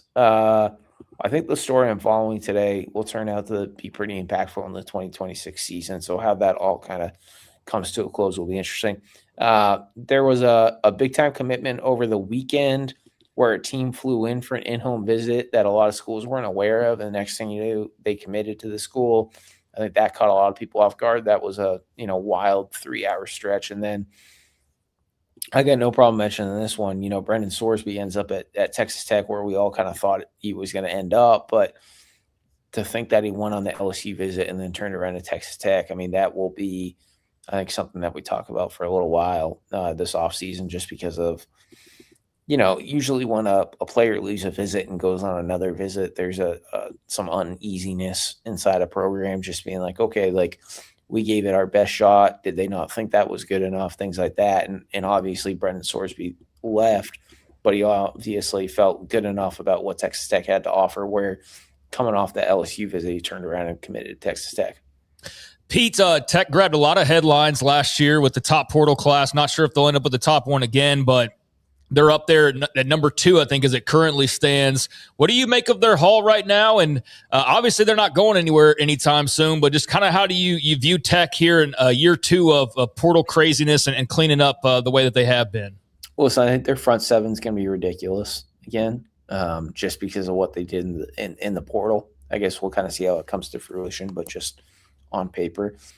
My biggest concern, as I think anyone's concern, is when they look at this roster right now, just what's the wide receiver position going to look like? The running back room stacked. They made a hard run for Eric Singleton and Cam Coleman, and both of those recruitments went in different directions. So do we see a couple more big-name wide receivers hop in the portal the last couple of days, and does Texas Tech make a run at them? That's kind of what I'm going to be paying attention to. Hey, man, thank you. I can't imagine. How many text messages do you wake up to after overnight when you don't sleep anyway? Yeah, it's quite a few. Yeah. Hey, go get some sleep and go get some more text and stories. Thank you, Pete. Great stuff. Thanks, with on3.com, and they do a great job. And we have a lot of different writers, et cetera, columnists that follow this, that they have, like, this is now their main beat, is the transfer portal because of what it means. And Pete, we appreciate his time. Yeah, I think you might be the only person that hosts a show about college football that's like, please, everybody calm down, because I know from a news perspective, I don't want it to calm down. Now, I would like to, from a fan perspective, see it calm down a little bit. Like, I would like to just know who my team is year to year and not have to worry about the star quarterback, running back, wide receiver, whoever bolting after less than 12 months on campus. But for this time period, when we're down to one single game left, yeah, give me all of the craziness and madness to talk about. We don't have to worry about managing it all. Like, the coaches and the money people, they're the ones that are probably going, dear God, let this end. And in 4 days, it basically will, as far as you know who's in there, and there's no changing that. Now, it won't stop all of the signings, of course, but yeah, I get where you're coming from, but I have to say, selfishly, let this continue for a little while longer. Yeah, I enjoy looking at the feed. By the way, Malcolm Simmons, pretty good receiver from Auburn, just committed to Tech. So they did get, that's today, they did get him part of that Auburn wide receiving core that is so special. He has committed to play. That's completely gone now? At Texas Tech. Huh? Yeah. That's completely depleted and gone now at Auburn? Yeah. Because he was the third wide receiver. Eric Singleton was the second. He's going to play for his former Georgia Tech offensive coordinator, Buster Faulkner, at Florida. And Coleman's going to Texas. Yeah. And Coleman's going to Texas. So, yeah, it's it's wild to see that Hugh Freeze did all that and then went and got Jackson Arnold, and Hugh Freeze and Jackson Arnold were the problem.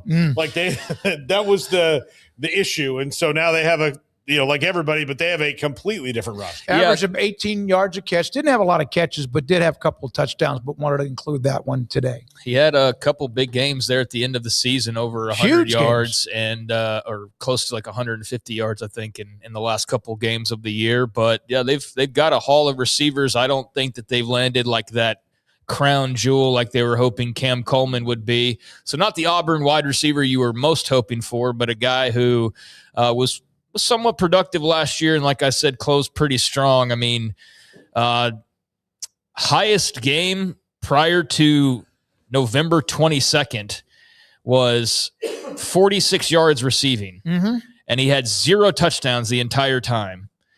The most catches he had in a game was 4 in week 2 and week 3. So not very productive, really. But then in the last 2 weeks, the Mercer game, 5 for 149 and a score.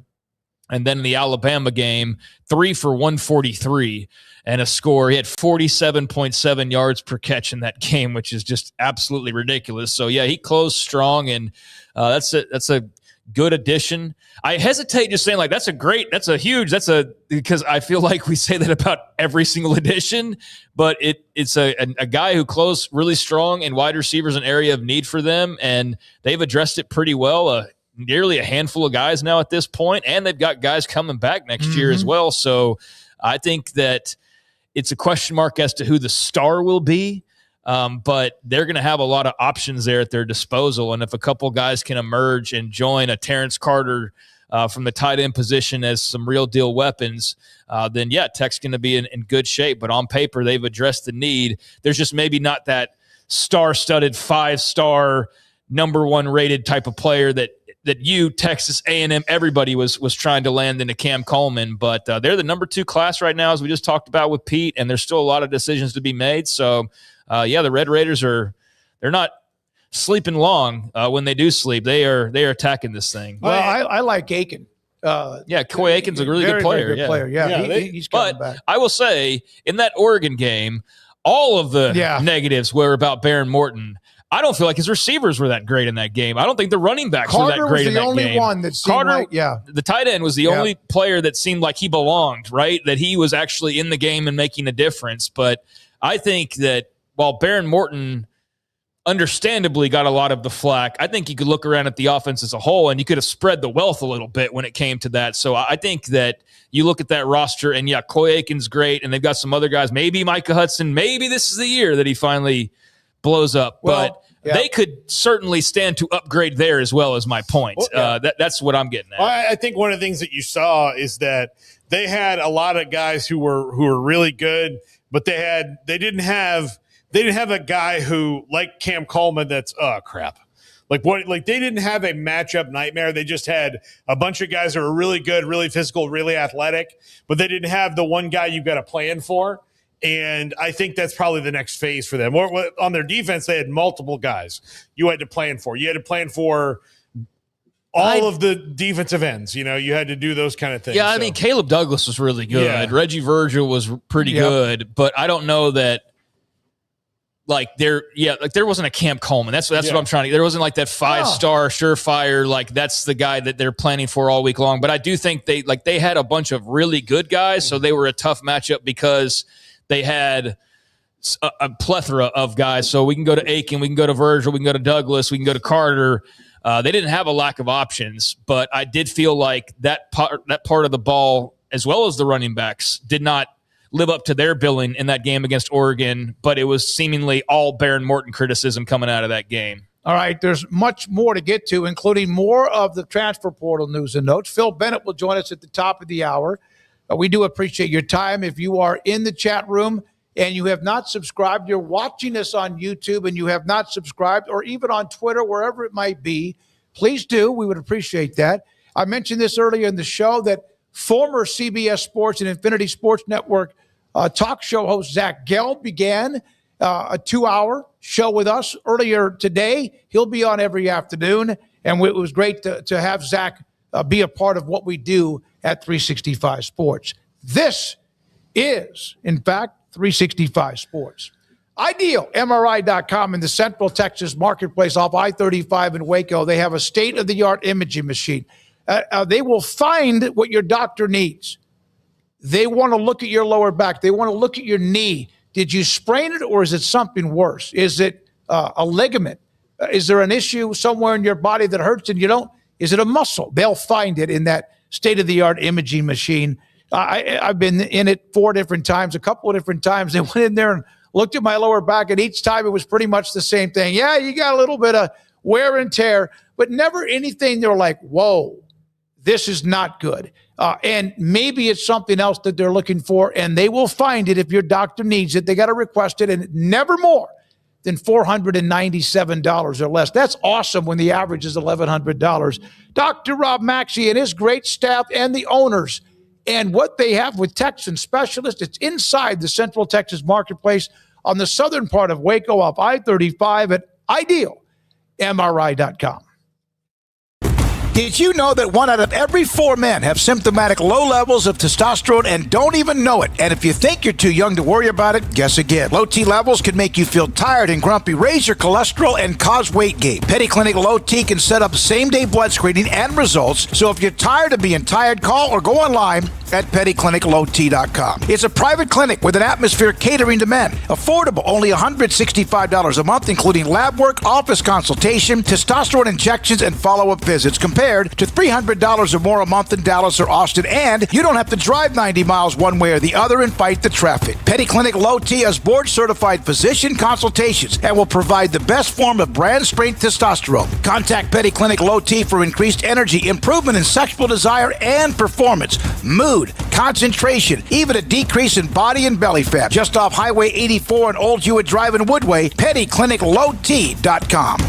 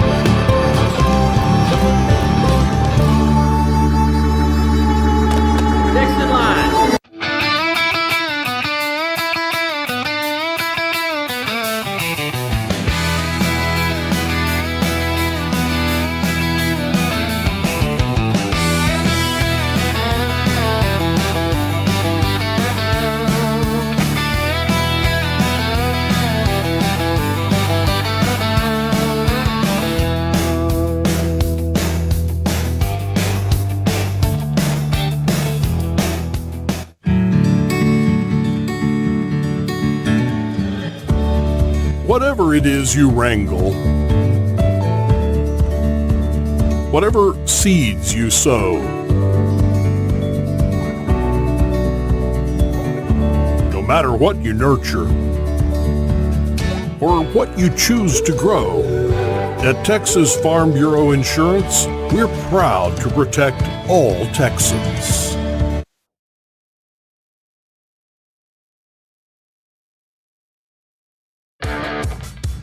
This is 365 Sports. All right. The portal. It will take it, it will give it, and it will also sometimes break your heart. Here's a few of the other bigger names over the weekend, and even some from today. Chaz Coleman from Penn State. Matt Campbell now there. He is headed. This is a really good player and one of the highest-rated prospects. Both names Coleman, both Cam and Chaz. He's now headed to play for Josh Heupel with Tennessee.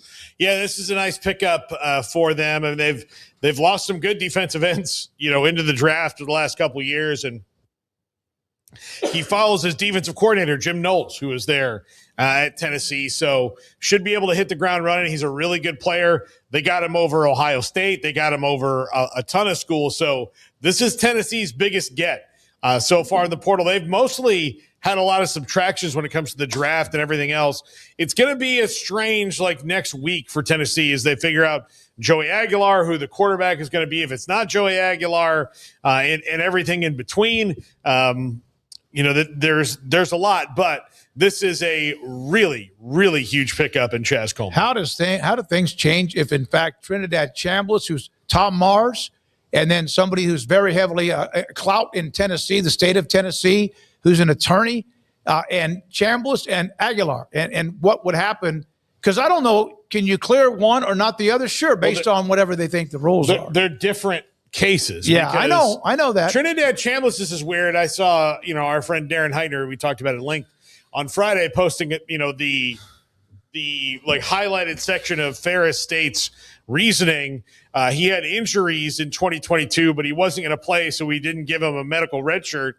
Sounds like they kind of slipped up their paperwork there, and they didn't think they'd ever need to give him one. And now they're kind of pulled into this eligibility thing with it. When it comes to Joey Aguilar, he is now joining the Diego Pavia case of getting his JUCO year back. Then that's Aguilar. Yeah, it's identical.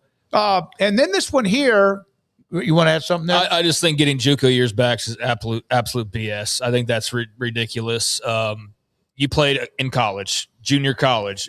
I think that should count, and I understand the argument, but yeah, this retroactively trying to say, oh, well, no, that didn't count now, so I can play a 6th, 7th year.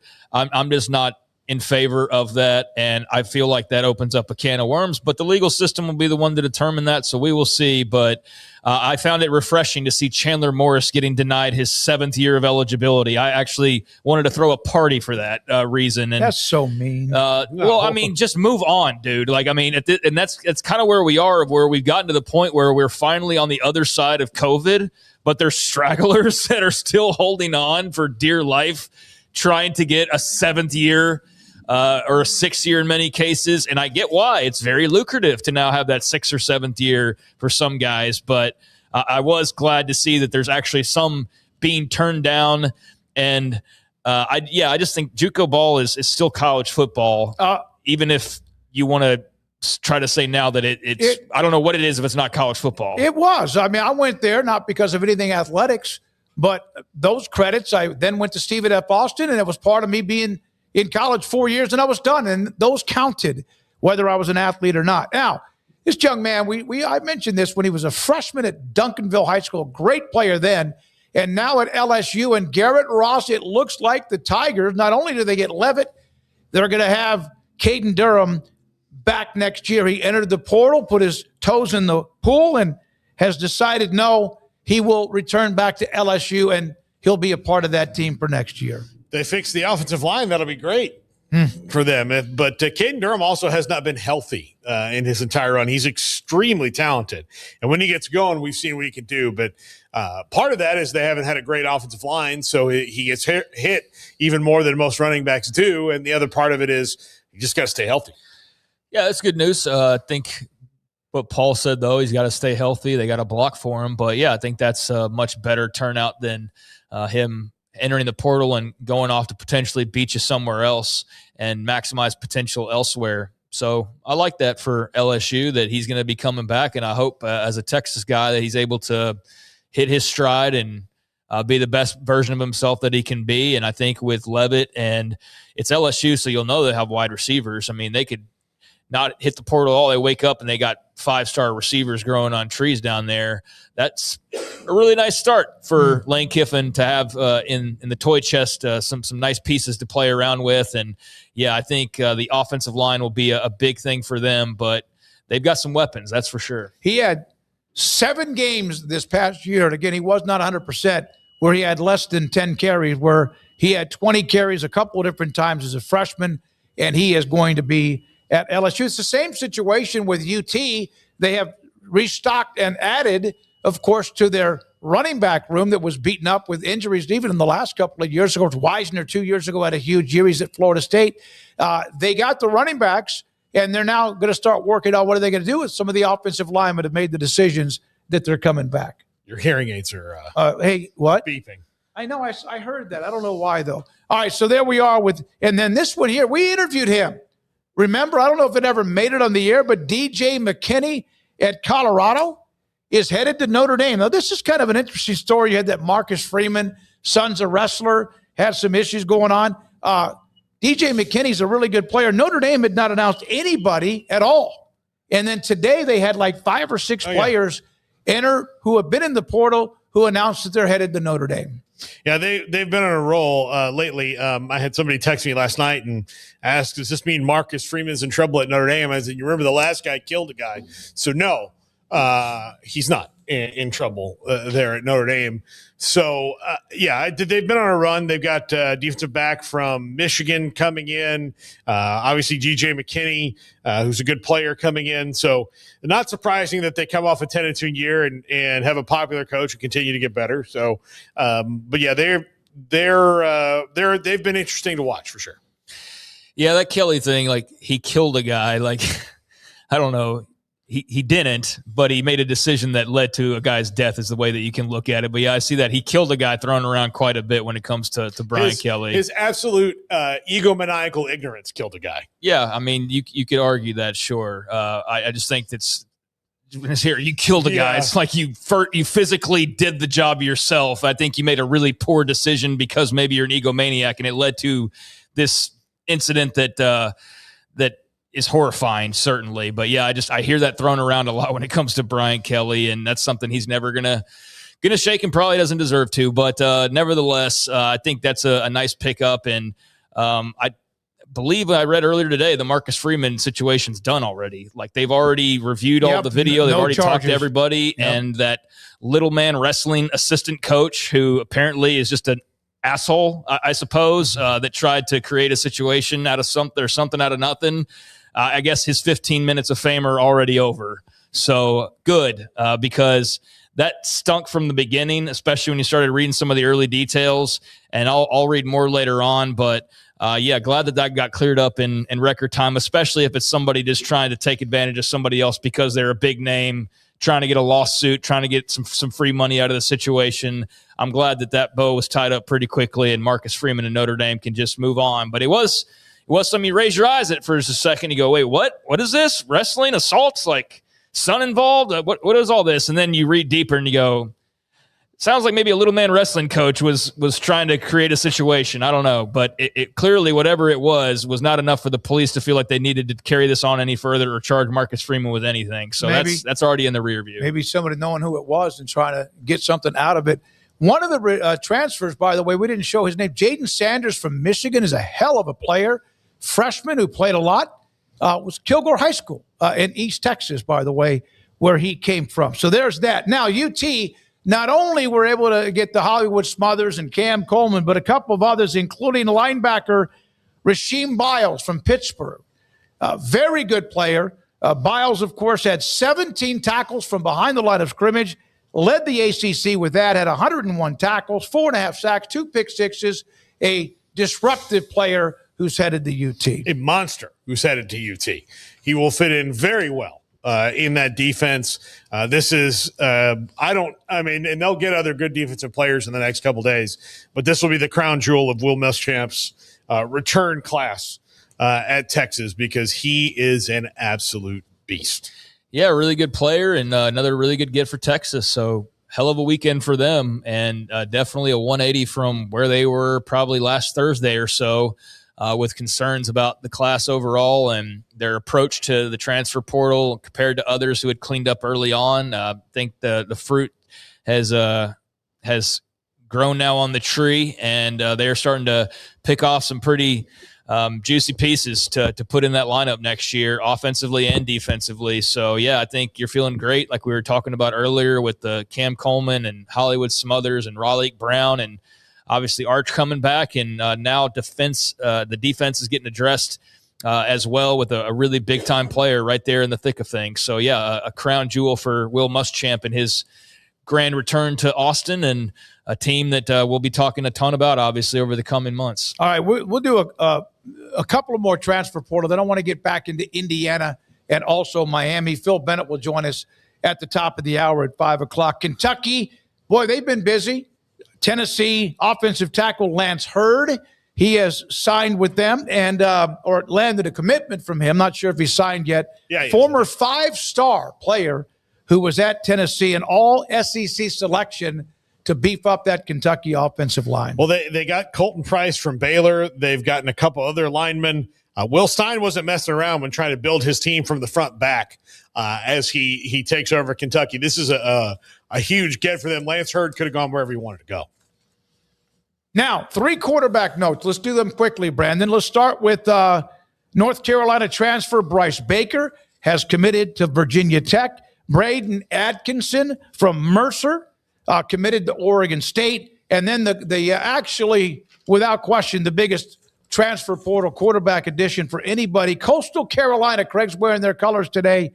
Tyler Junior College quarterback Trey Guerra, who took his team to the semifinals before they lost. So there's some more quarterback notes. And so the biggest name out there, without signatures with Levitt and Lagway, the biggest quarterback out there is right now, because Raiola signed going to Oregon. It's probably Bo Prabula or Houston Longstreet.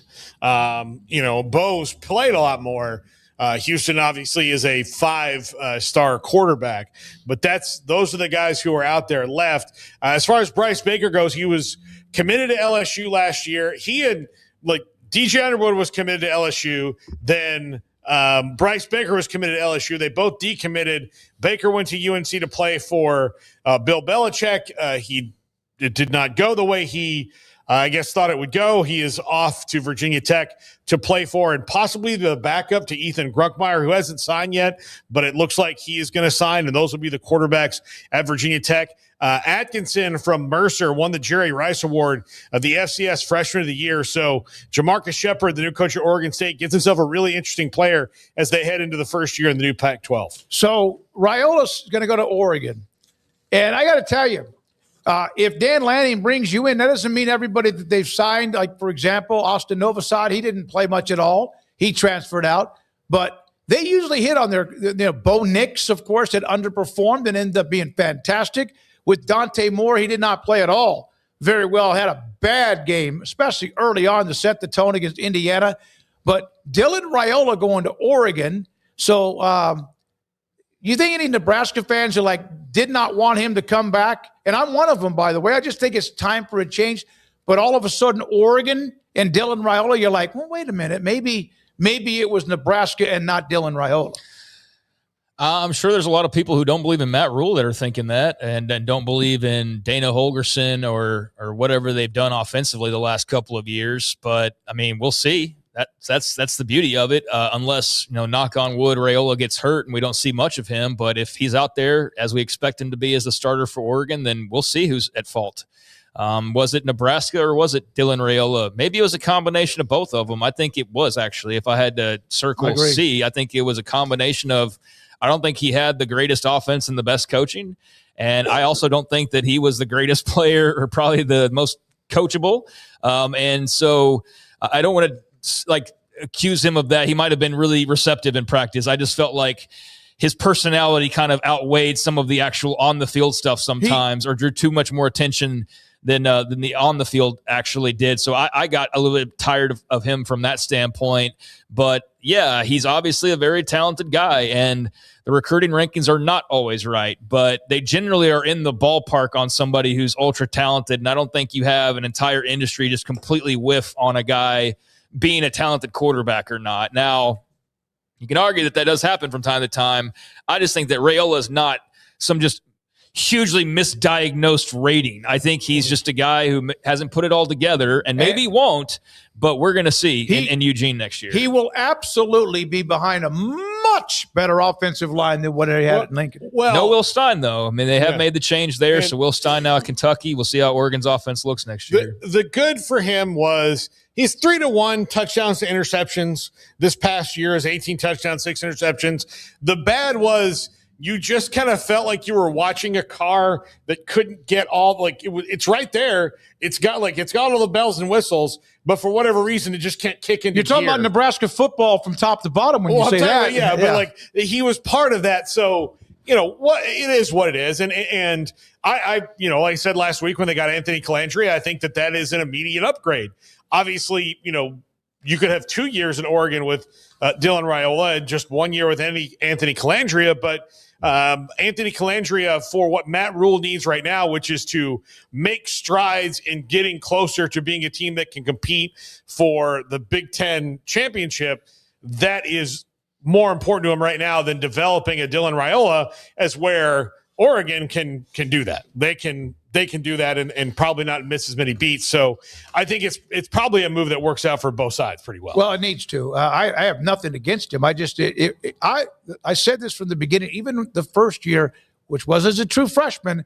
I just thought that he was much better as an athlete as far as being somewhat mobile and elusive. And he occasionally, but it didn't seem like it was as much as it would have helped them quite a bit if they could have been. He was always under pressure. I'm telling you, the offensive line was terrible, absolutely terrible as well. Phil Bennett around the corner, but first, and we'll discuss Indiana, Miami with him. Indiana has been phenomenal, remarkable story with what they have. And by the way, over the weekend, they got a few transfer portal guys, and there was an all-star game where they got 2 highly ranked high school kids that committed to Indiana, which you probably wouldn't have seen until somewhere with what we now know with Indiana and also Kurt Cignetti. Miami, they're not supposed to be in the playoffs. They didn't win the conference. They didn't play for the conference. They had lost back-to-back games to Louisville and NC State, whatever it was. And here they are. I mean, they're playing really, really well. Great game with Ole Miss, but this is a fantastic story with what Mario Cristobal has done with the Hurricanes this year. Yeah, he's done really well at correcting the mistakes that were kind of obvious to a lot of people, and sometimes coaches aren't smart enough to do that. And then he built the team up front first. I mean, if you go back to the last couple of years as he's been the head coach, one of the things you could say is like, well, maybe their wide receivers weren't what they wanted them to be, or maybe for sure the defense, especially the back seven last year was horrendous for Miami, and it's what cost them the playoff. But he has found a way to morph it through, and they are dominant on the fronts. The defense is absolutely incredible with Akeem Mesidor and Ruben Bain in particular. They have tightened all that up and brought in Corey Hetherington, who coached with Kurt Cignetti at James Madison. So there's some knowledge there. But I think Shannon Dawson has been consistent with the offense. They have done pretty much everything right when it comes to it. And they're in a conference that is not dominant. I mean, it's not scary like some of the other ones are, but there are, tough outs. Like Louisville's a tough out and SMU's a tough out. And they found that out, but they fought through.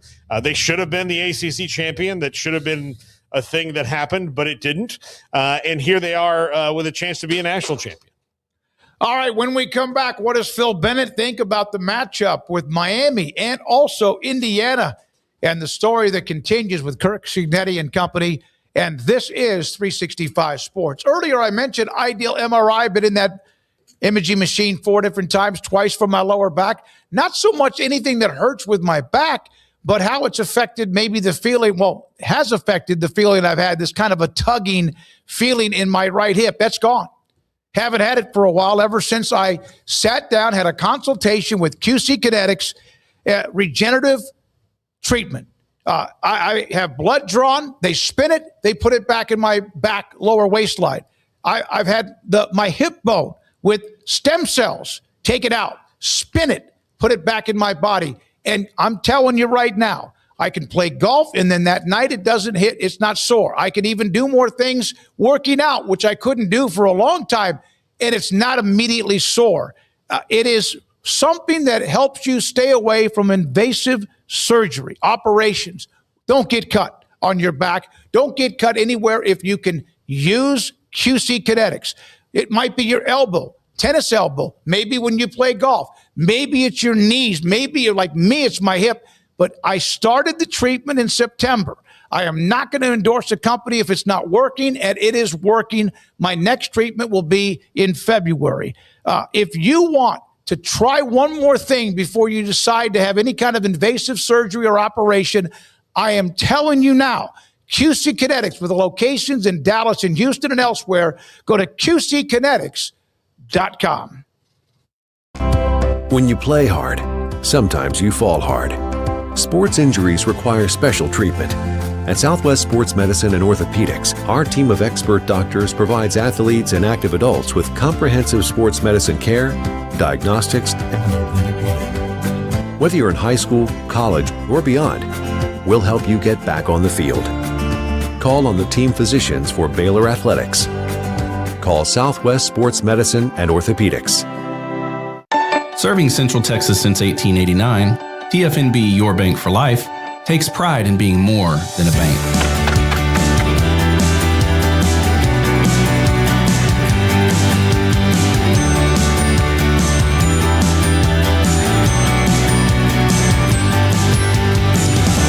At TFNB, we remain committed to these principles.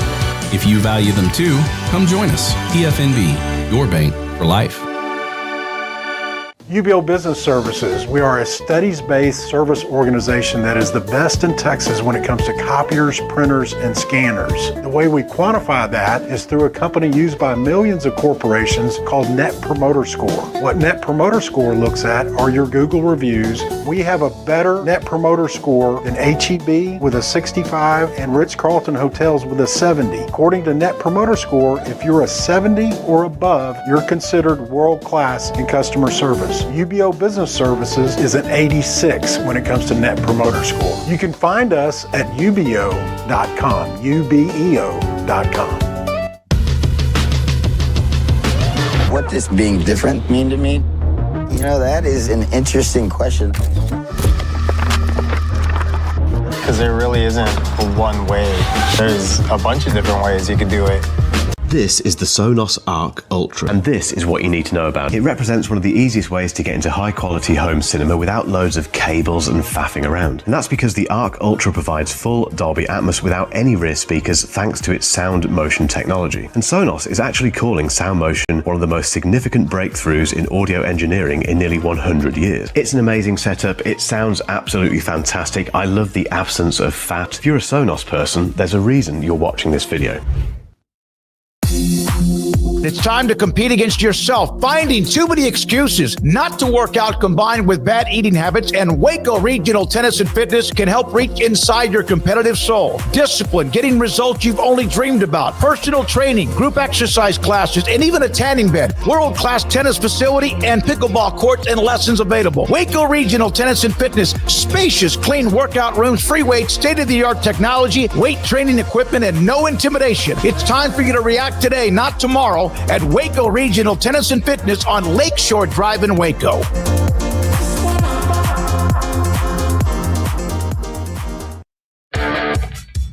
This is 365 Sports. Here we go, this 5 o'clock hour. Paul's Top 5 around the corner. We'll have quizzes, poll results, the wheel, and more. And we have, yes, Mondays at 5, Phil Bennett joining Craig and Paul. David Smoak, 365 Sports. Great to see you. Come on now, this Indiana thing is insane. They are beating the living crap out of people. We'll get into the game with Miami, but what was your thought, man? First play, pick six, and it just never got any. Oregon tied it, then bye. After Oregon's drive, I thought, well, this might balance out. But it became obvious that they were playing with such a purpose, so physical, executing the plan that Oregon couldn't stay with them. And everybody's asking me, do you think Miami, felt Miami was lucky to beat Ole Miss. I didn't think Ole Miss played well. And if they would have played a tad better, I think they would have won that game. And I'm going to say this. The end of the game, it doesn't matter. If there's an interference in a 60-minute game, you've got to call it. And that should have been interference. Should have been one more play. Sometimes the football gods smile on you, Phil. You know this, and sometimes they frown. And I think that might have been Miami's smile for what happened against Ohio State when they lost that game. When you see how Mario Cristobal has kind of addressed, like we talked about it before, he's not a great game manager, but when you look at, he is seemingly assessed by surrounding himself with guys who are, though, and protecting himself against his own weaknesses. It's not rare in the coaching profession, but sometimes it takes longer than maybe it took in Miami's case, where it would have to happen 10 times, happened 3 times at Miami. He's like, look, I can't lose a game like that Georgia Tech one anymore. I will tell you a story. One of the guys that was on the staff during the Georgia Tech said they were pleading with him not to run a play. And against their advice, he ran it. So there's also having good game managers, but the key is to listen to them. Yeah, that's a great point. That's a great point, Phil. What stands out to you about Fernando Mendoza when watching him? Is it what's around him more than it's him? Is it more him? Like, how would you prepare for a guy like him? What do you see when you look at him from that vantage point? The first thing I look at, Craig, this is a guy that touches the football every offensive snap. He is the game manager. And when I say manager, I mean he's the handoff guy, he's the pass guy, he's the pitch guy. He accelerates everything. And I think they're, whatever they are, 13, 14-0, because he has played lights out. He has managed games. He makes throws, back shoulder throws that are dead on. He's been very, very good at all aspects. Very few turnovers, very few.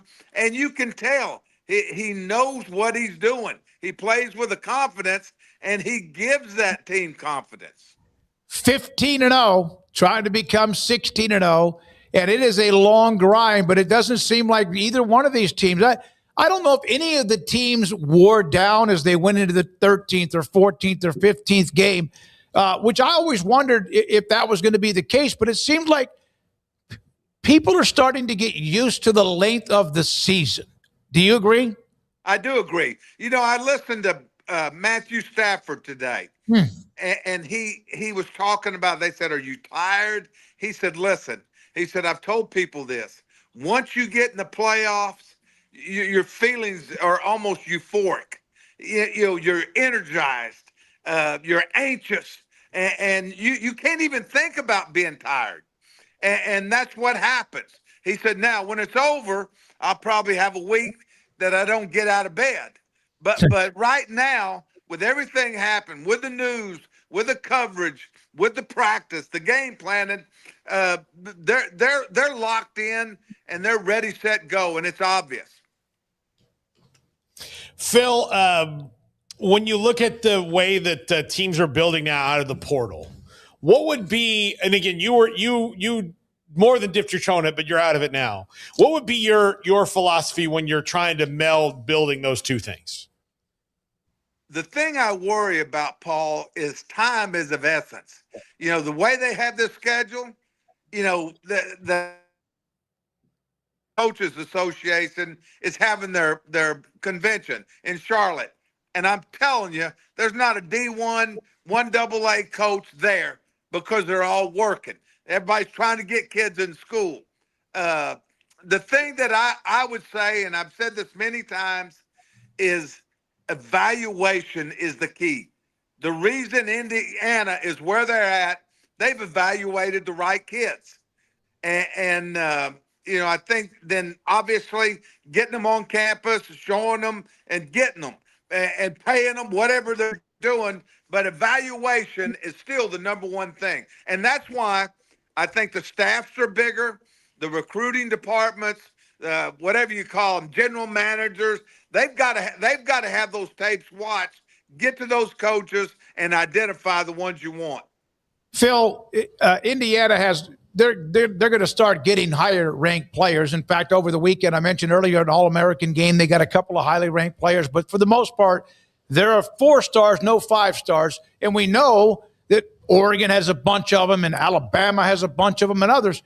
If Indiana's roster today went on the open market and entered the portal, can you imagine the feeding frenzy of people just wanting every piece of what they could find?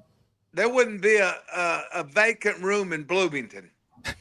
I mean, every college in America would be there. It's just one of the things I think both Coach Haynes and Coach Shanahan have done along, obviously, with SIG, is they have evaluated, and something that he does, he talks to everybody. And I like the fact that every kid they take, he looks at. I was like that. I mean, I wanted to know what we're getting. When I went to Baylor, my big deal was art. I picked the players. And you can learn something by the face-to-face. You got to know what's in them, what they're willing to give, and what it means to them. And I think it's obvious the way they play, they've got a bunch of guys that it means a lot to. How many coaches did you work with that hate penalties as much as Curt Cignetti hates penalties? Bill Snyder was one of those guys. I mean, the first thing, he wouldn't talk about the score. He wouldn't. The first thing after the meeting on Sunday, we had this many penalties, this. And, the other thing that Kirk talked about, I don't know if y'all saw this, he talked about hidden yardage. The hidden yardage from penalties, from kicking game, all the different things. Their hidden yardage chart is unbelievable. I remember the first time I actually heard a coach bring that up, which means I probably wasn't paying attention, but Parcells used to pound that when he joined the Cowboys. Everyone was talking, and that's one of the things he said was one of the biggest stats for him was how many yards return you give up, or how many do you get back, or penalties, et cetera. But the hidden yardage is not really a run or a pass. And he just pounded on that. Well, it's game management. It goes, if you watch last night, if you watch the Patriots against the Chargers, field position was crucial. I mean, it was crazy. Mm-hmm. The other thing you thought in that game, now this will blow your mind a little bit. You thought that, man, Indiana just beat the stuffing out of Oregon.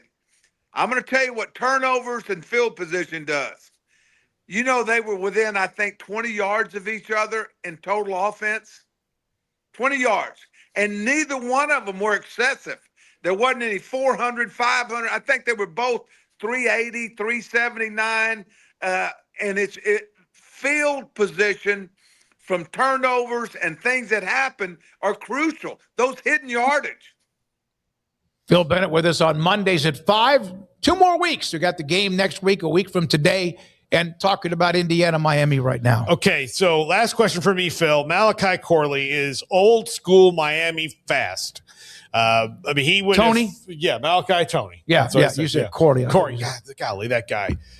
He's a mediocre NFL receiver at best, and I keep saying his name. Malachi Tony is old school Miami. He could have played back in those days for Jimmy Johnson or Erickson or Butch Davis, you name it. Howard Schnellenberger, he would have fit in. He's from Liberty City, which is right there. Right there. It's right there. And like the kids that come out of that kind of area at Miami and play at Miami always seem to be really good and ready to put their stamp on it. How would you set up a plan to cover a guy who they literally line up every single spot of the field? Well, you have to have a special coverage. One of the things the other day, if you remember, his biggest play of the game was behind the line. It was on a jailbreak screen.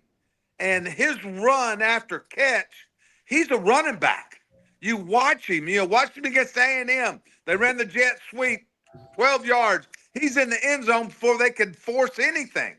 The other day, the jailbreak, Ole Miss was one guy short the whole game. I would venture to say that 3/4 of his yardage was off the jailbreak, the nows, and run.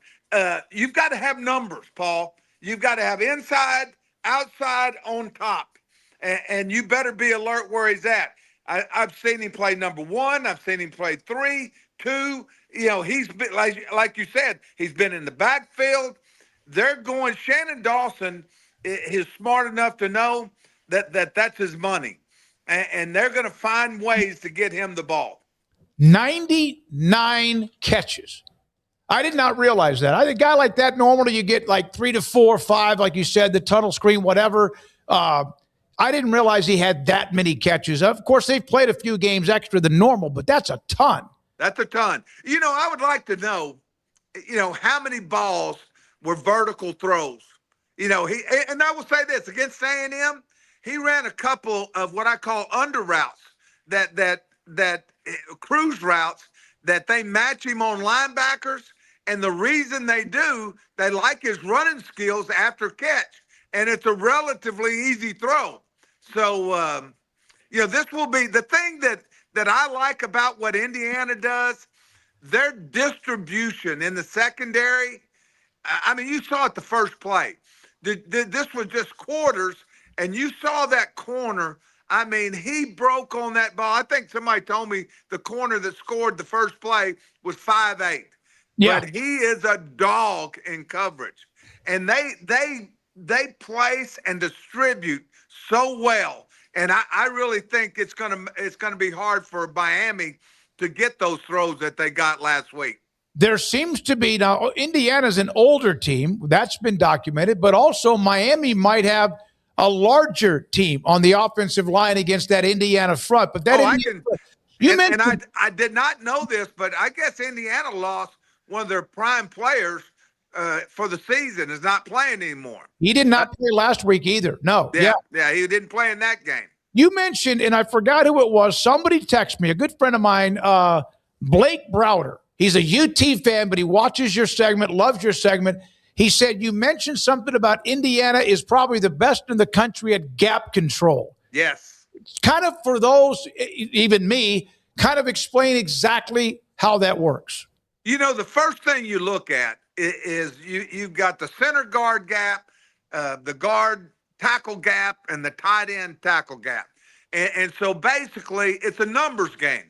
You usually have a 3-man surface or a 2-man surface, and you've got to counterattack to get your fits. If you're playing, say, a 4-2-5, then you're going to have a 6-man box, and they're going to have, if you look at it, they're going to sit there and you throw the center in there, there's going to be 6-on-6.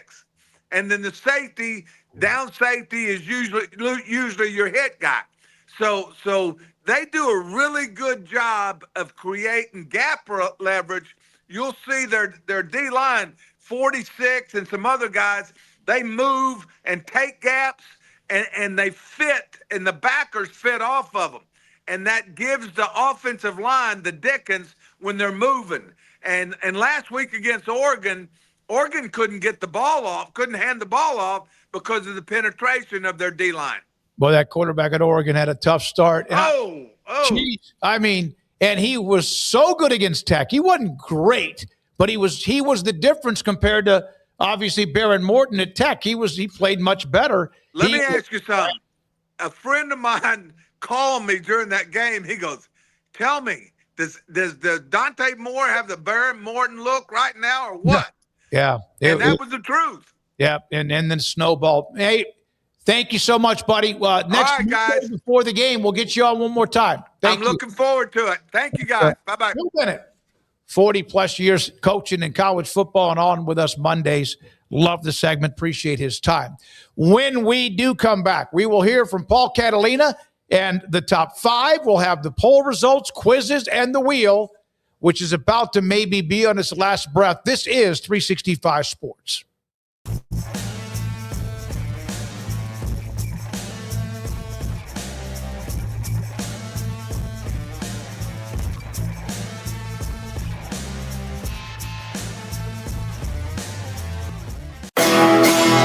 This is Paul Catalina's Top 5. Welcome into Paul Catalina's Top 5, brought to you by Flag and Anthem. Go to flagandanthem.com, use our promo code 365sports.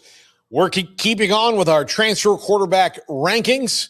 We're going to go round 5. Now, I have one in here that as of right now is not confirmed, but I think it's confirmed. And maybe it'll change by the time this airs. So I'm going to grade it. But I will tell you when we get to number 2, there will be caveats. Number 5, Deuce Knight at Ole Miss. I think this is an A. This is a guy who's a 5-star recruit last year, was committed to Notre Dame. Hugh Freeze swooped in, threw a Hail Mary, got him to Auburn. He played 1 game against Mercer and absolutely shredded them this year, threw for 400 yards.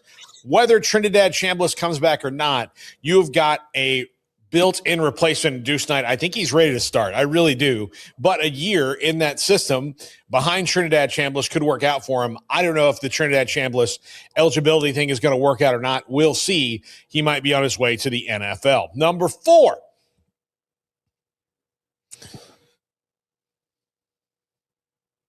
Austin Simmons at Mizzou. Sorry for that long pause there. I was lost in thought because I thought Austin Simmons, Ole Miss, all this Ole Miss, it's all crossing up on me. But I'm going to give him a B.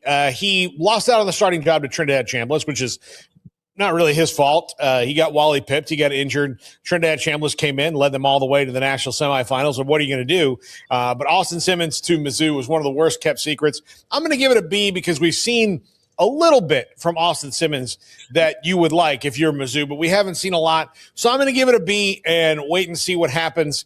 He was good. He won the starting job at a camp, but he wasn't good enough to keep his job. And those are the things after the injury. I just have more questions than answers on Austin Simmons right now. But I do like the move because he was good enough for Ole Miss to think Trinidad Chambliss was just going to be their backup all year when they signed him out of Ferris State. Number 3. Braden Atkinson, Oregon State. I'm going to give this a B+. He was at Mercer. He won the Jerry Rice Award, the Freshman of the Year in the FCS. He has got big numbers, and Oregon State may not be able to keep him very long if he keeps putting up big numbers, but a nice grab for them out of the portal to fill an open quarterback position for Jamarcus Shepard. I think this will be interesting to see him in the new Pac-12 this year, rolling along. I think it's a nice pickup. I love it when you get a guy who's put up big numbers at the FCS level and give him that shot in the FBS. Number 2, DJ Lagway, A- for Baylor. Now, I'm saying this, and if right now it's not officially official, but the word we're getting is that it's like any minute now.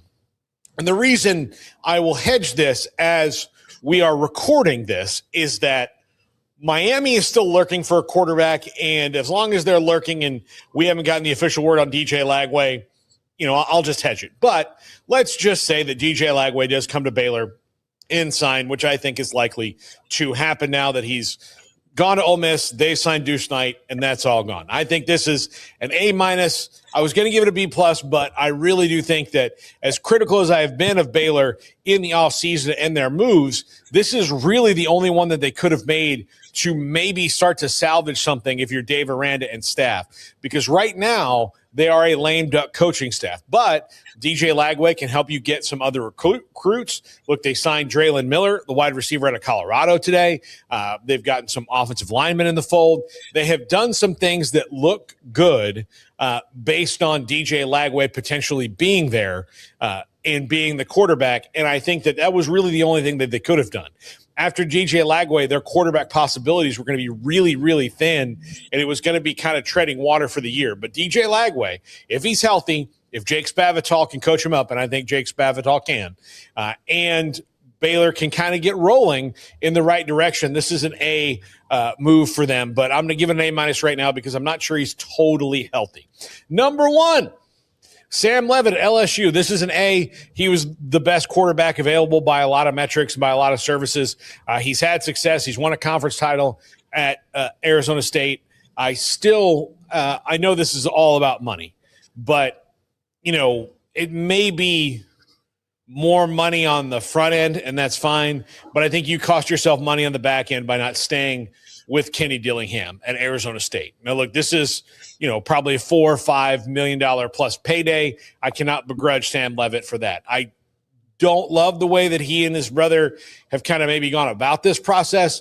But as far as on the field for LSU and what Lane Kiffin, Charlie Weiss Jr., and the staff want to do with that offense, it's a really, really good move, and he should be able to hit the ground running there. But we'll see what else they do in the portal. This should allow them maybe to close some other guys.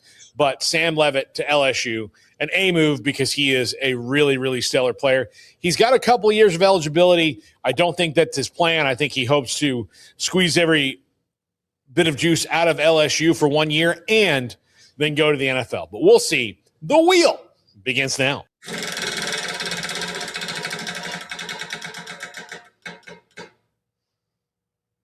Go-to candy at a vending machine. Oh. I mean, I haven't been in a vending machine and I don't know how long for one. But if I do go to one, it depends on what mood I'm in. But Reese's Peanut Butter Cups pretty much never a wrong choice. Is that your favorite candy bar? It's not a candy bar, but it varies. Yeah, I think like favorite candy, that's probably at the top because it never really goes down too much. Like Reese's Sticks are really good. I got on those for a while. I really enjoyed those and whatnot. But peanut butter cups are always in style for me. So I go with peanut butter cups. I haven't messed with it too much.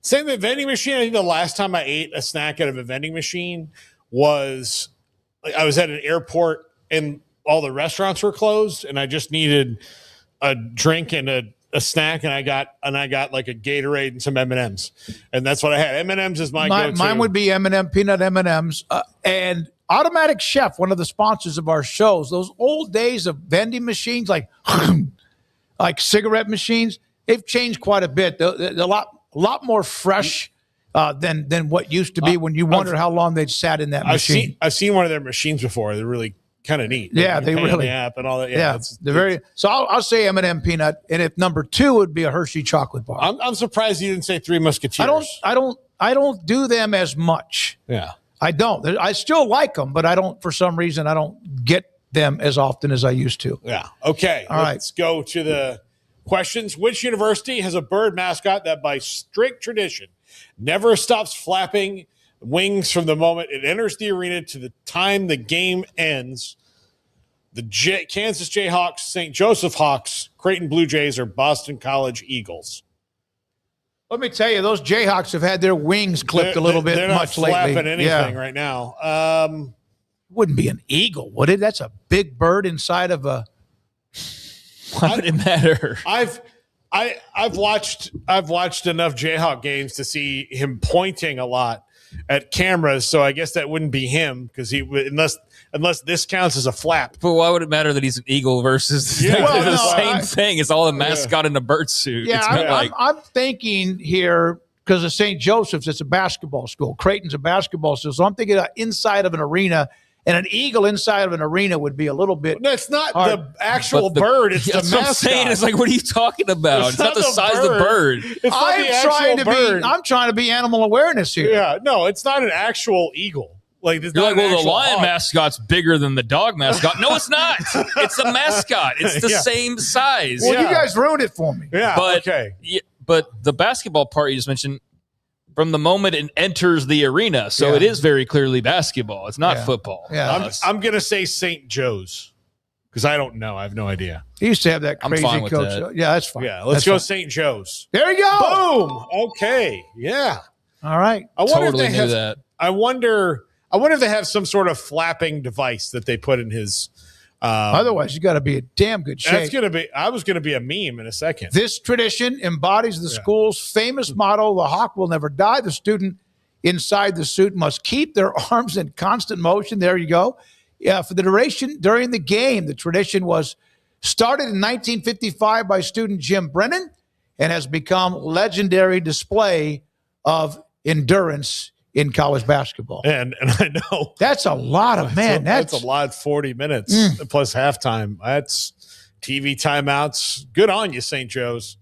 You crazy Philly sons of guns. The Utah Jazz are famous for the New Orleans Jazz are famous for having the most geographically mismatched name in the NBA.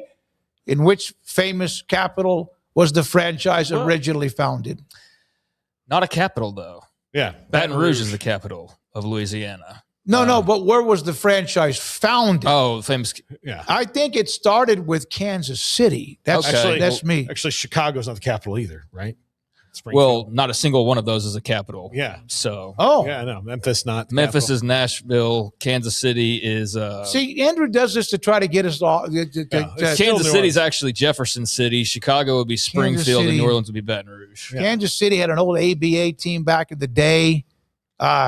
I mean, yeah, like I know that they were the New Orleans Jazz for the Utah Jazz, but as far as like, is this a trick question in the way of like the original founding? Well, I don't remember anything prior to New Orleans. Kansas City was the Kings. So yes, and I think they became the Jazz. No, the Jazz were the Jazz in New Orleans. All right. And they moved to Utah where there are not. Name a damn city. Jazz. New Orleans, okay. New Orleans. There we go. There we go. The Jazz. That's where Jazz is from. They weren't the Kansas City Jazz. Yeah. The Blues are Kansas City. The Jazz. No, they were the Kansas City Royals. Oh, gosh. In basketball. Again, I'll bring you some brochures for some nice. You're doing well. You can afford it. So the franchise began in 74 as the New Orleans Jazz, honoring the city's title as the jazz capital of the world. When owner Sam Battistone moved the team to Salt Lake City in 1979, the move happened so close to the season that there wasn't time to legally rebrand, despite fan suggestions like Utah Pioneers or Utah Rockies. The name stayed, creating one of pro sports' most unique identity quirks. So, yeah. And now they're the Pelicans. Yes. Yeah, The Kansas City Kings, by the way. I said that like 10 minutes ago. I didn't listen to you. All right. No shock. Which CFP game did you enjoy watching most? Indiana's Peach Bowl route wins 61% to 39. Enjoyed the most? Maybe just because it was so one-sided? Either Indiana fans watching or Oregon haters, or both. But I mean, yeah, the Miami game was clearly the better game, but there was something just phenomenal about watching that ass whooping. Like, I don't know how else to describe it, but a lot of games are blowouts and you just turn it off after like the fourth quarter gets underway and you realize, okay, this game's just going to continue this way. And instead it's like, how much can they blow them out by? Like, that's what I was doing. I was like, how many more times are they going to score? And what is the final score going to be? And it was not unlike Alabama getting blown out a few days earlier. It's like, normally if this was a regular old game somewhere else, I'd have turned it off maybe at some point because there's no game really. There's no competition, but it's a question of how bad is Bama going to get beat? So, yeah, I think it's the same thing with this, that people just enjoyed watching this route and this domination, I suppose. Or we just got a lot of Indiana fans or Oregon haters, like I said, in the chat room. 56-15 with 5 minutes to go, and I went to sleep. That was it. Who is the true number one team in the country? Arizona, 76%. Yeah, Iowa State's really good. We know that, but Arizona just continues to run. Just the whole conference, there's like 5 teams in the top 10 or so. Yeah, really I just saw impressive. A video from BYU's head coach, Kevin Young, and he was talking about, I mean, of course, all the coaches, none of them are going to be like, no, I think the ACC is tougher. But he was just talking up the Big 12 and the rankings and all of those things. And yeah, I mean, I'd say Arizona right now, but Iowa State, like there's no shame in being number 2. And for BYU, they're right there in the thick of things among others. And yeah, it's a hell of a league once again, and really going to be fun as we get deeper into conference play and start turning the corner towards March here the next few weeks. Trying to think about when they play, if they play or win. Arizona would not play Iowa State until the very end of the year, sometime in, I think, late February, early March. But, man, are they both awesome 1 and 2 in the country. Yeah, that's the one thing about this 16-team league that kind of sucks is you just get the home and away, and now you don't get that. And so you got to wait for usually just one time you're going to play a team a year. But, yeah, that's really good. Andrew got to see Iowa State in person last week, and he did. I don't think he enjoyed it. I don't think he was like, I didn't come here to see them, but I enjoyed it thoroughly. That's like when you ever go to a concert and the opening act's really good, and you're like, I found a new band. Doesn't work that way in basketball. No, it didn't work that way for Baylor against Houston on Saturday either, because that was another one-sided game. Yeah, that's the scheduling of the Big 12 where because the conference is tough, and especially this season. But if you get Iowa State and Houston in back-to-back games, you have 2 days to figure out what you did wrong against one to then go play against the other. It's just tough. Yeah. All right. Good job, Andrew. Very well done. Thank you for the polls, the quizzes, and also for the wheel. Brandon Rowe, appreciate you, sir. And then Garrett Ross in his Paul Skeens T-shirt, the old great Pirates cap from back in the day and even now. Craig, thank you. Paul, thank you. Our sponsors, and for those of you, we appreciate you watching what we do every day, 365 Sports. I'm David Smoak, and good night.